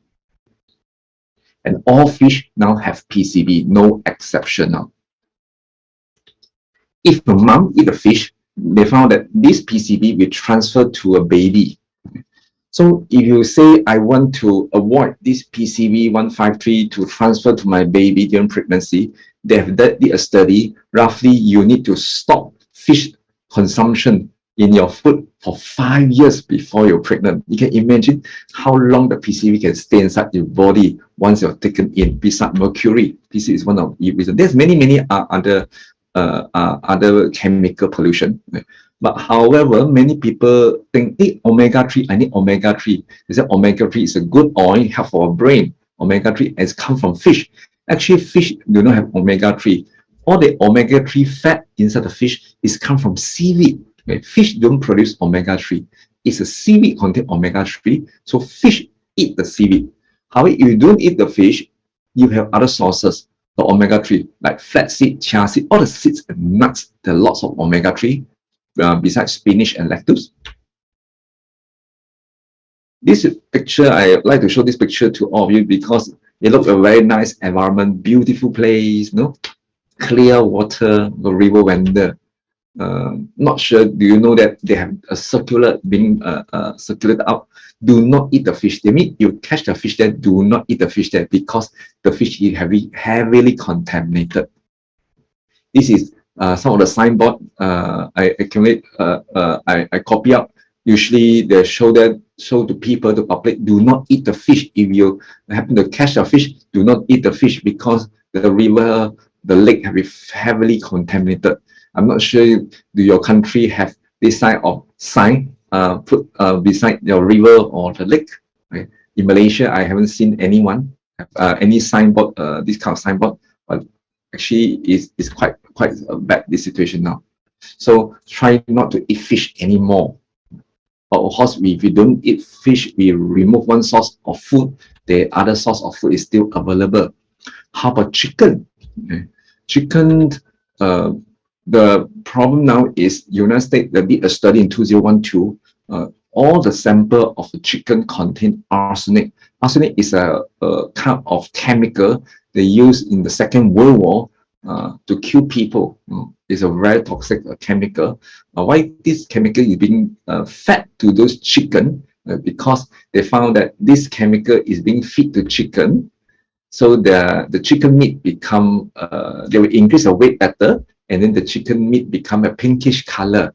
That means if you die, okay, your body not become purple, your body become pinkish color. So pinkish color will look more fresh, to attract people to buy. And arsenic also can cause cancer and relate to the heart and nervous system. Not only the arsenic, now they have found that even the banned class of antibiotic, that means those antibiotics, every day they go and feed chicken with antibiotic because they worry when chicken falls sick, the rest of the chicken will become sick. So every day they use antibiotic to prevent chicken fall sick. So if you use antibiotic every day, you get antibiotic resistant. So those banned class of antibiotic is being used. They even use those medicine to reduce anxiety and depression for chicken, because this chicken stay in the farm for so long, they're so crowded, so they have depression. So chickens get depression, so they give antidepressant for the chicken. So you can see the situation so crowded. And they also add caffeine inside, so they do chicken, they don't always fall asleep, so they can spend more time to continue to eat. Right? 80% of the cow in the United States have been injected with hormone. Okay? Not only they grow faster, right? They can produce more milk. You can see the place of production of milk can become bigger and bigger. The breast can become bigger, so big until those cows sometimes can't walk properly. Their both legs, they have painful arthritis, we call joint inflammation in the joint, okay? And the breast is so big, they touch the ground, so they frequently get infection. Okay? So all the parts together, they will come out together with the milk. European Union actually did a study. They found that this hormone being injected actually can affect our hormone balance and may cause breast, prostate, or colon cancer. So what should we eat? Of course, there's many food we can eat. Of course, we have ruled out those chicken, pig, all this cattle, cow. But how about the rest? Do we have the grain or the vegetable, plant-based? Is it possible? So if you want to find out what kind of food is a better food, we always need to ask. Just an example, some people like Spider-Man. Some people is a Spider-Man fan, and somebody like Batman. If you ask Batman and Spider-Man, who do you think is stronger or even better or more superior? Different fans have different point of view. Unless you let them fight and compare, then only you know which one is better. So when we talk about food, what kind of food is a better food? We always need to do a comparison. Then only we'll know. Now, how about we compare a plant-based food versus an animal-based food? We want to see any difference in their outcome. Then only we know what food is the better food for us. There's a book called The China Study. You can read it up. It's a very comprehensive research book. They studied 6,500 people in 65 different towns in China. Because different towns in China, the way of eating culture is different. Some eat more plant, some eat more animal based.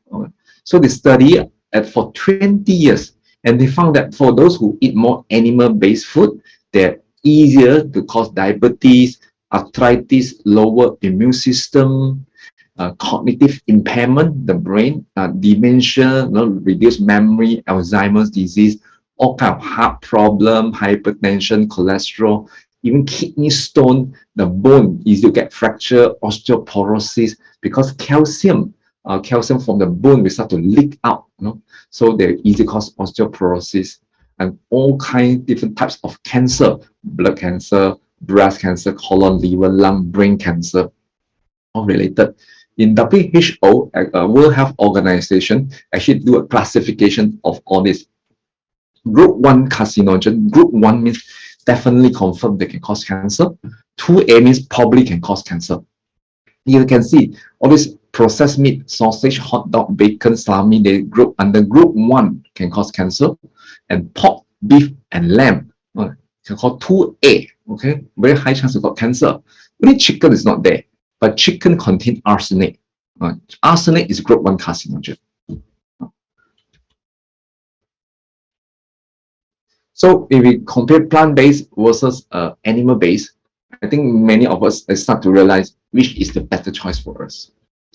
But of course, we see a lot of questions of plant-based diet. When you take a plant-based diet, you also ask a lot of questions. For example, how do we get our protein and nutrition? Do we have enough protein and nutrition?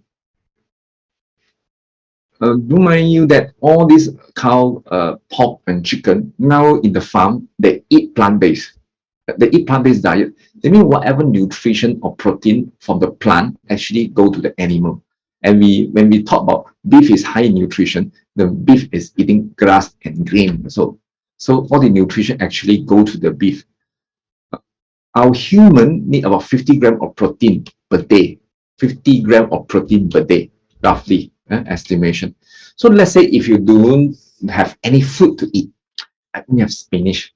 Day and night, I only eat spinach, eat until full. How much protein do you think you will get it? You roughly will get about 146 grams of protein. It's still more than enough. That means basically if you are taking plant-based diet and if you eat enough food, you will get enough protein. But how about vegetable? Do they have enough nutrition? Just a comparison. What is this? People say this is a steak, but I would say this is a broccoli and steak. Why? If you compare a broccoli and a beef steak into a nutrition value, the first and second column, you will notice protein, calcium, iron, all those good plant chemical, all this is very high in broccoli, much higher than the beef if you compare to calorie. This is another study. They also shown that iron, magnesium, calcium, all these minerals also better in plant-based diet, except animal-based food have more cholesterol. So American Dietetic Association have said in all stage of life, they mean from baby to when you get old, all stage of life, this is enough nutrition for prevention and even treatment of certain diseases. Yes, plant-based diet not only help for prevention, they help for treatment of certain diseases as well. So is it enough nutrition? Yes, we have to admit that, and we must credit those vegetables. Yes, they have enough nutrition. But how about pesticide? Pesticide in vegetable? Yes, many farms use pesticide in vegetable. But if you compare the pesticide level, they found that the meat and milk, okay, meat has 7 times more pesticide than vegetable. Meat had 8 times or 24 times more pesticide than all this grain and cereal. Why? Because in the animal farming, all these beef, pigs, what they eat grains. all this grain has been sprayed with high dose of pesticide, no expiry date. So the meat actually have more pesticide compared to those vegetable. How do we know? They even did a study. They found that pesticide also have present in breast milk nowadays because of contamination. They found that vegetarian mother have lower pesticide in the breast milk. This another study, 1971 already proven long time ago. Breast milk contaminants in the vegan, I mean in the pure vegetarian, was lower. They compare all the 17 chemical. Many people worry about iron not enough in the plant-based diet.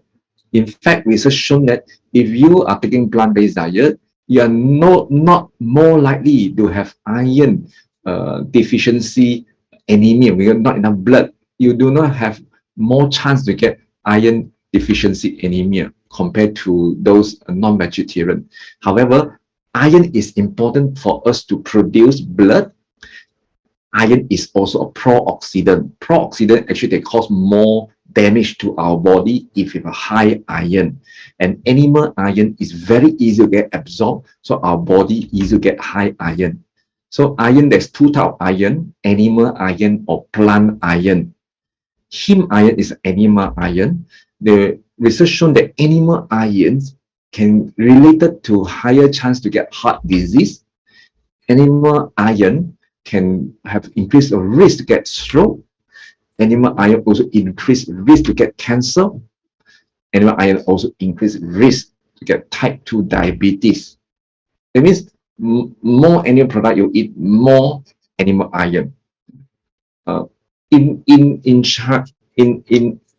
Chinese, we always have a common belief. I'm not sure in other countries is some people have joint pain. They call high uric acid. The worry is related to soil. The more soil you eat, the more high uric acid. So your joint will feel painful. But in fact, they found that it's animal protein who cause high uric acid, especially seafood. You can look in the website, the Mayo Clinic. Mayo Clinic is very famous medical institution. They suggest if you have high uric acid in your body, you should limit your meat. Okay? So when you limit your meat, the protein should come from beans and legumes. All the beans and legumes is enough protein to replace meat. And intellectual development also better. Okay, they found that vegetarian children, the IQ is higher. Okay, BBC News and did a research. They have give a report of university. They did a study. They found that high IQ is linked to being a vegetarian. If you look back to the history, many so-called intellectual scholars, those smart people like Newton, they're all taking plant-based diet.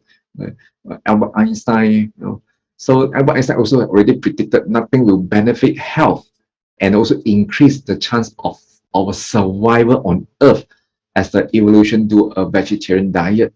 So Albert Einstein already predicted our health and our climate changes and global warming. The solve the problem is taking a vegetarian diet. Mahatma Gandhi also mentioned, Earth produces enough food for our human being, but not enough for every man's greed or desire.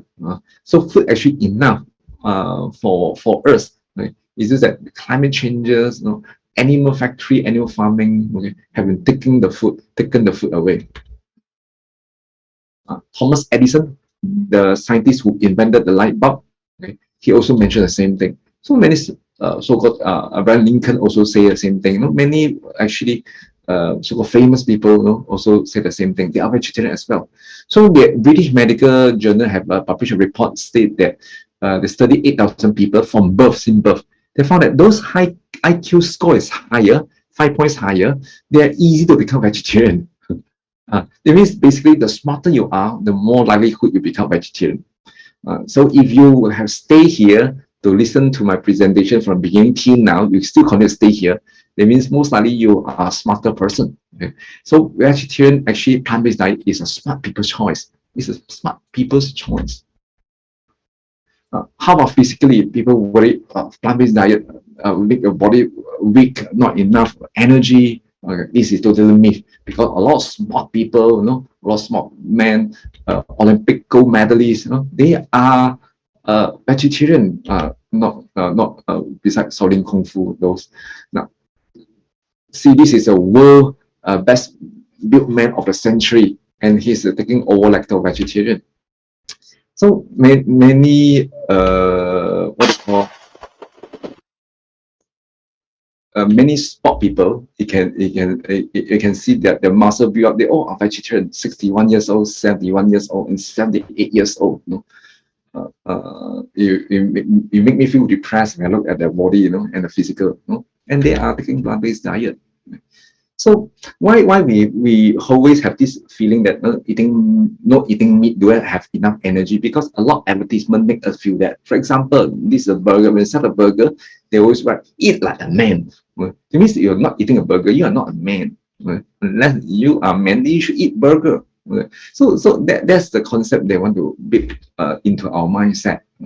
So I show you the game changers. This is a documentary you can see in the YouTube. Okay, to see why plant-based can make a difference in our physical.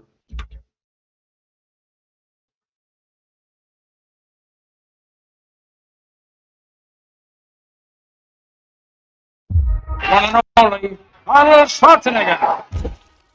I ate a lot of meat. They show these commercials, steak. That's what a man eats. Selling that idea that real men eat meat. Serious man food. But you got to understand, that's marketing. That's not based on reality. I made the switch to a plant-based diet. I qualified for my 3rd Olympic team. I broke 2 American records. I was like, man, I should have done this a long while ago. Most guys my age can keep up with the grandchildren. My grandchildren can't keep up with me. Someone asked me, how could you get as strong as an ox without eating any meat? And my answer was, have you ever seen an ox eating meat?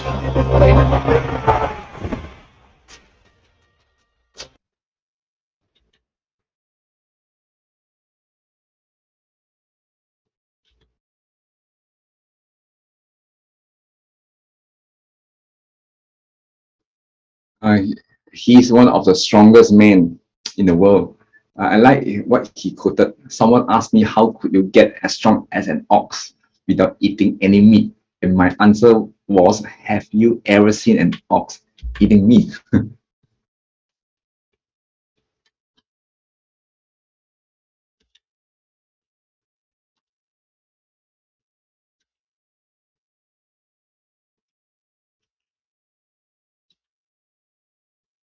Can someone give me a control? I cannot control my slide anymore.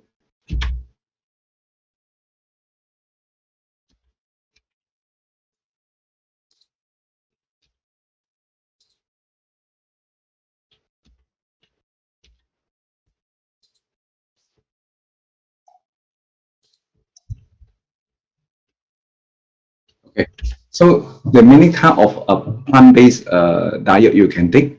Some people take ovo-lacto-vegetarian. Lacto-vegetarian means is vegetarian. They don't eat meat, but they do eat eggs and consume milk or cheese. It's called ovo-lacto-vegetarian. For the beginning, you can try ovo-lacto-vegetarian. If you can take ovo-lacto-vegetarian, to me, is you are a successful vegetarian. Of course, there are people even want to go another level called plant-based diet or even vegan, which basically all plant source without eggs, without milk, without cheese, and without eggs. Vegetarian now is getting a plant-based diet. The trend is getting more and more common. More people start to take a plant-based diet. Even wedding, they also serve vegetarian wedding.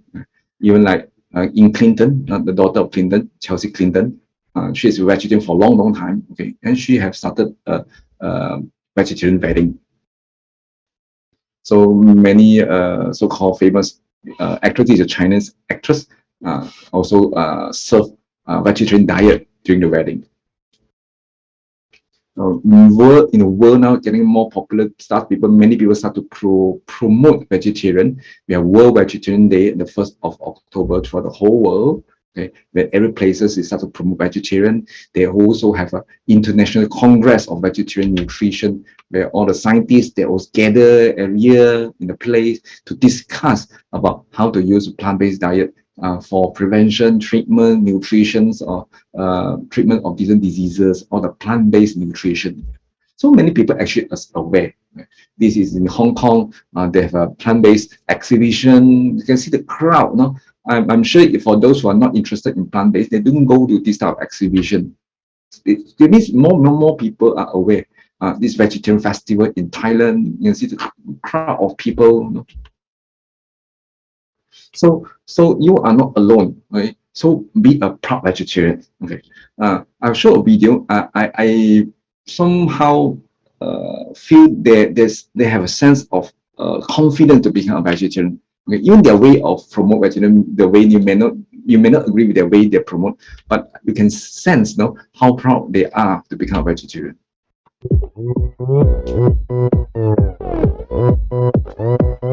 This is vegan style. Vegan style.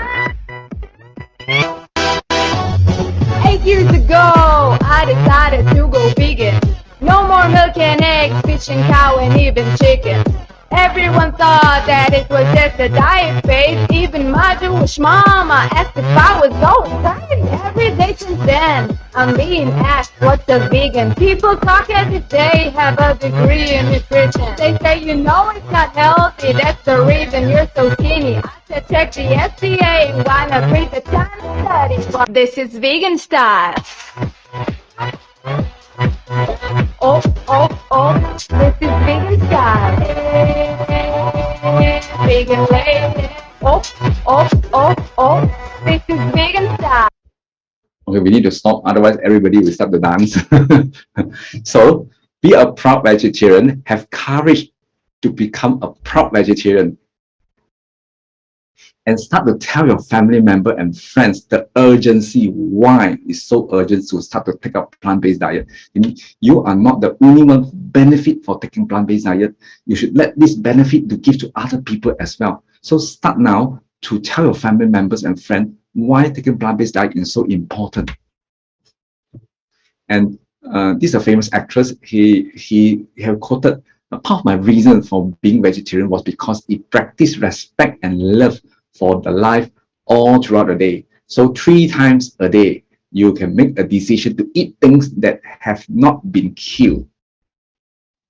So when you, at the same time, when you say that I love animal and we pay to somebody to kill another animal and consume the flesh of animals, this is already sometimes make our heart really contradict to ourselves. No, do we really love animals or we don't love animals? So study has shown that if the whole world become vegan by 2050, we would prevent 8 million deaths, cut food-related greenhouse gases by 70%, and save 1 trillion in healthcare costs. So plant-based diet is a win-win situation for your health as well as for your planet. Not only help yourself, actually help planet. So this is called, when we heal the earth, actually we heal ourselves as well. So this is our responsibility. Last time I tend to say that taking plant-based diet is your individual choice. Up to you, it's your choice. But now I start to have feeling different. I find this is now become our responsibility now. We can see the world have been changes, more disease coming up, more climate changes, more food crises. So this become our responsibility now. It's not this individual choice anymore to take up plant-based diet. So take action now. Become somebody taking plant-based diet and start to advocate plant-based diet to your friends and somebody you know. Thank you. Thank you, Dr. Eddie. That was so lively presentation and what an insight into this topic. Eat to heal our Mother Earth.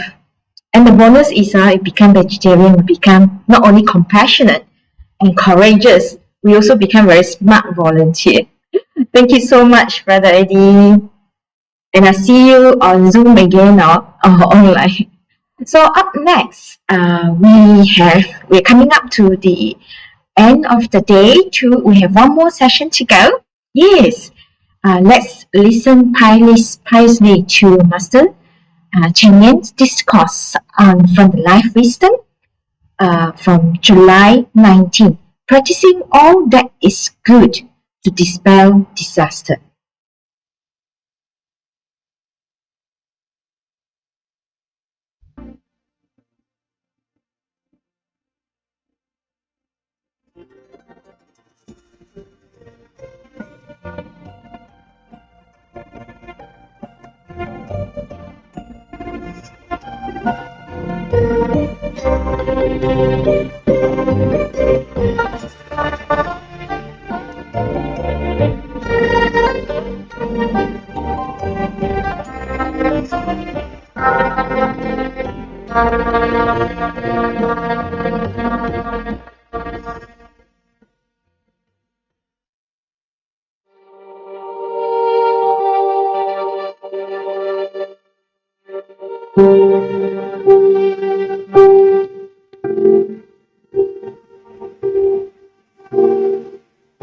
澳洲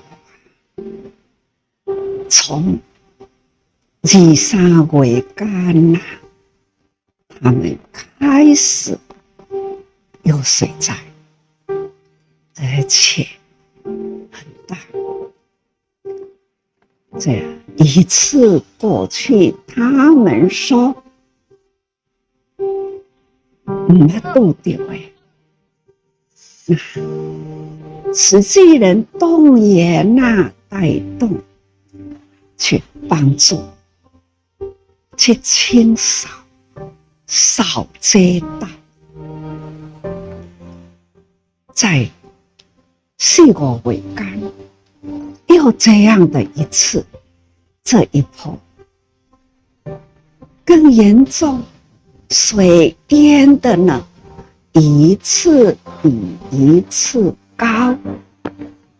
看这种一次一次再一次，还说不怕吗？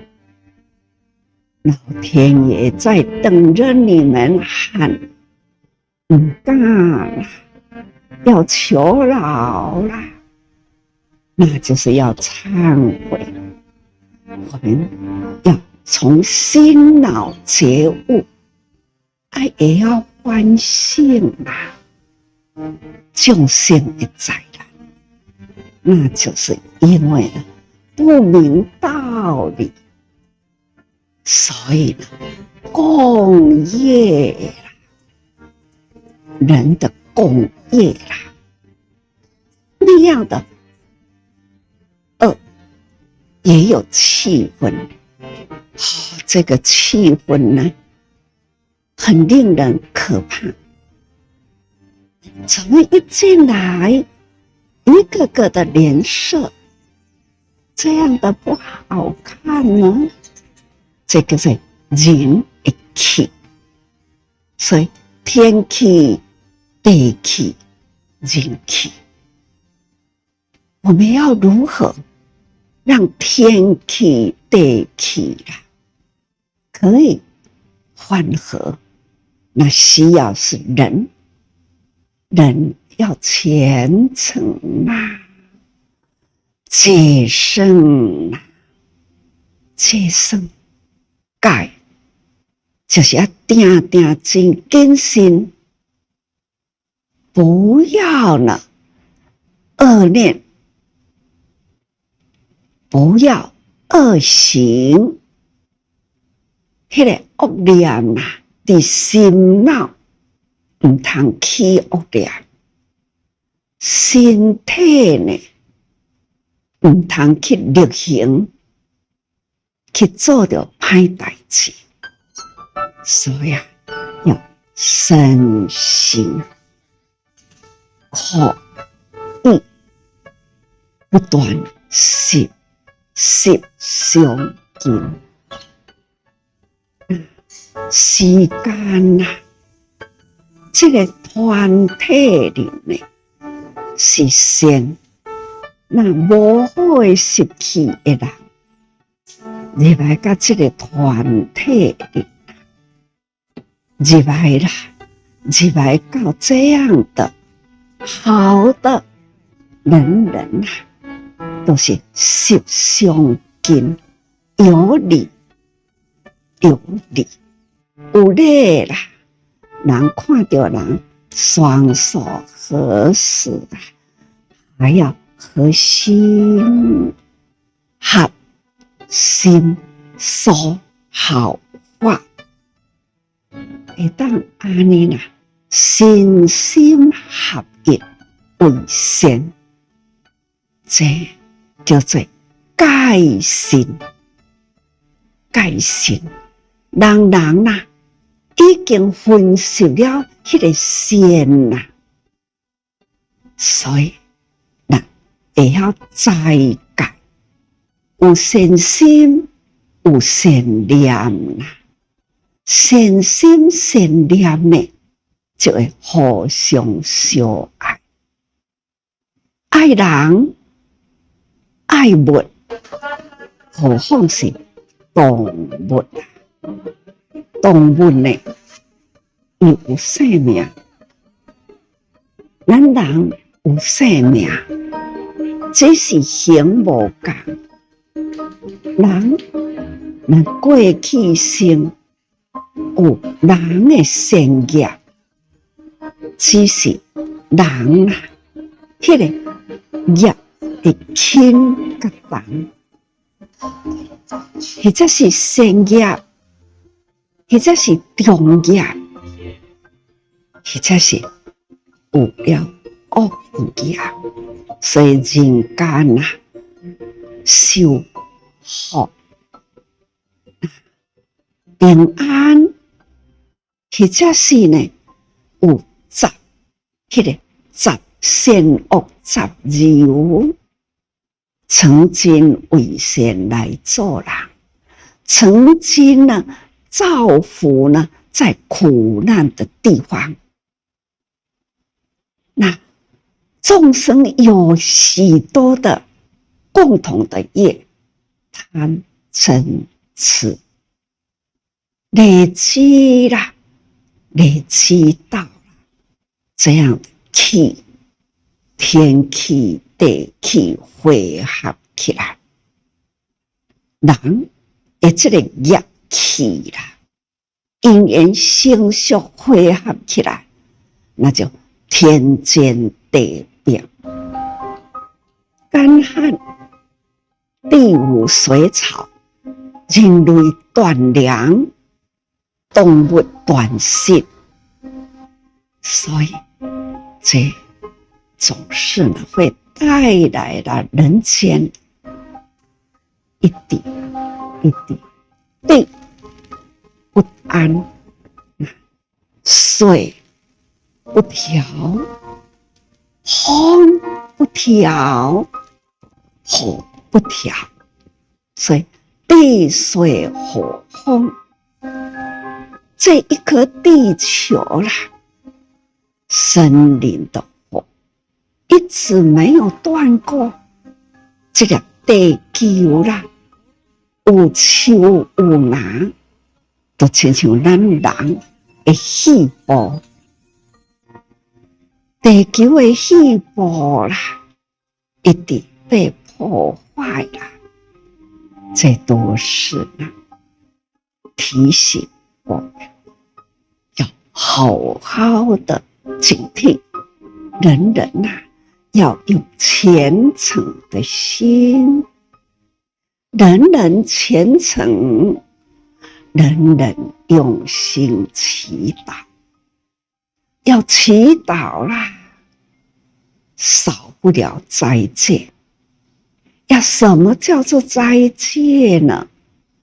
斋戒在身、口、意。身要多做好事啊，造福人间；口要多说好话，有善的话，没有文化，那就要发心，把佛法爱的能量要传播出去，弘善法，而且呢，教导人们不要为恶。所以呢，先法弘行啊，恶法爱记啦，要记住。所以叫做弘善积恶，这是我们现在要表达呢，虔诚总是要身心口要合一啦，为善，和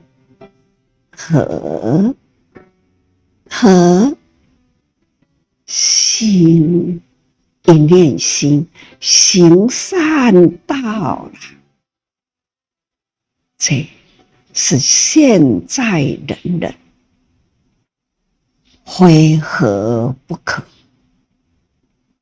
非弘扬宣导不可。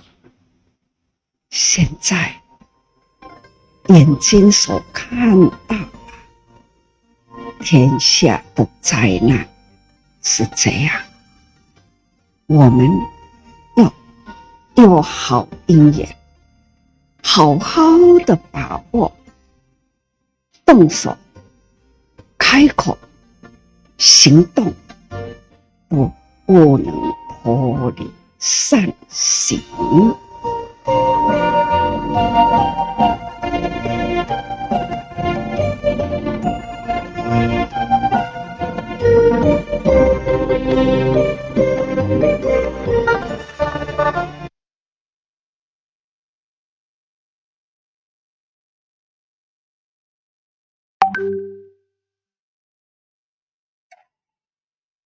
Let's put our palms together and then we will sing the prayer song together.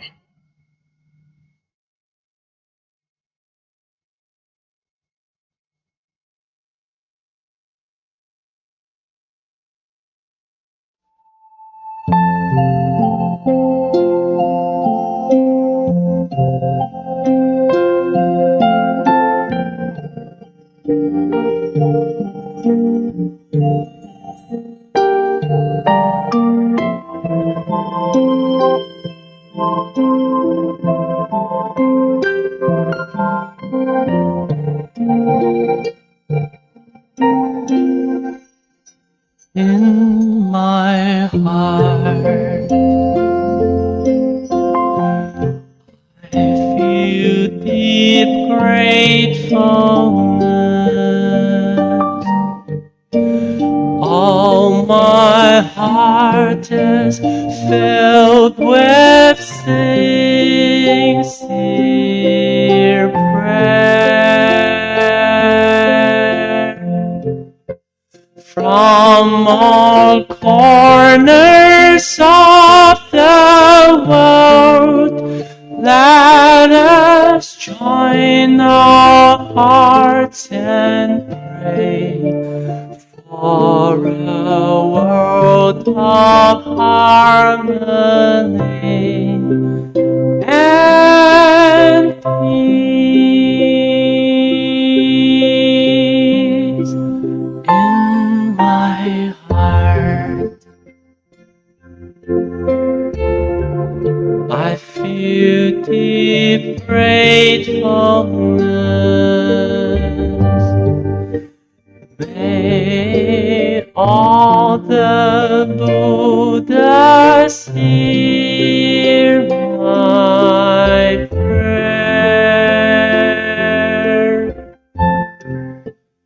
All united with one heart, let us end our hate with love. May there be no suffering hereafter.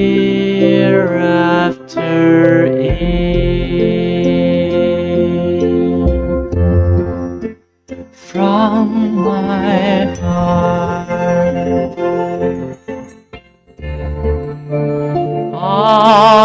I pray. May we pass on to all beings the light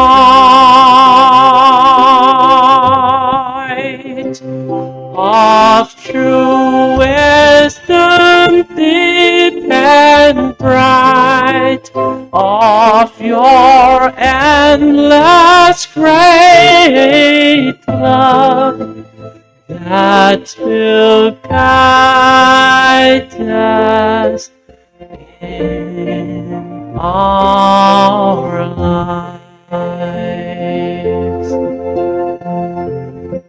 From my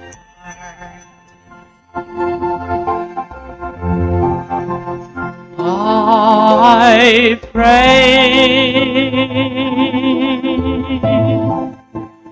May we join our hands, our hearts as one.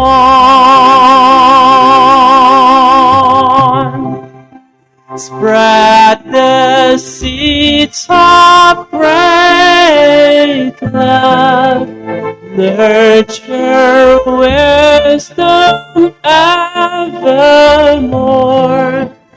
that has filled the world with hope.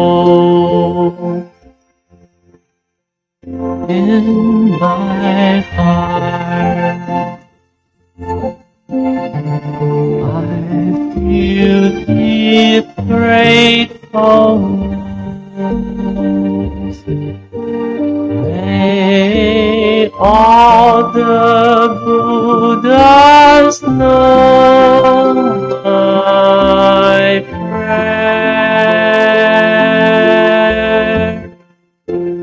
All united with one heart, let us end our hate with love. May there be no suffering hereafter.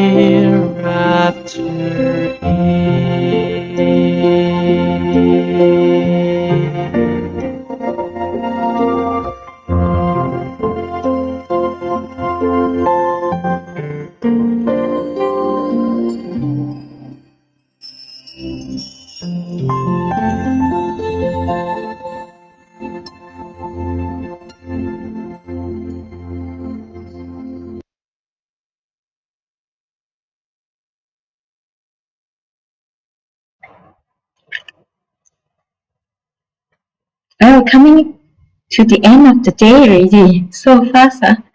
Okay, so remember to fill up your feedback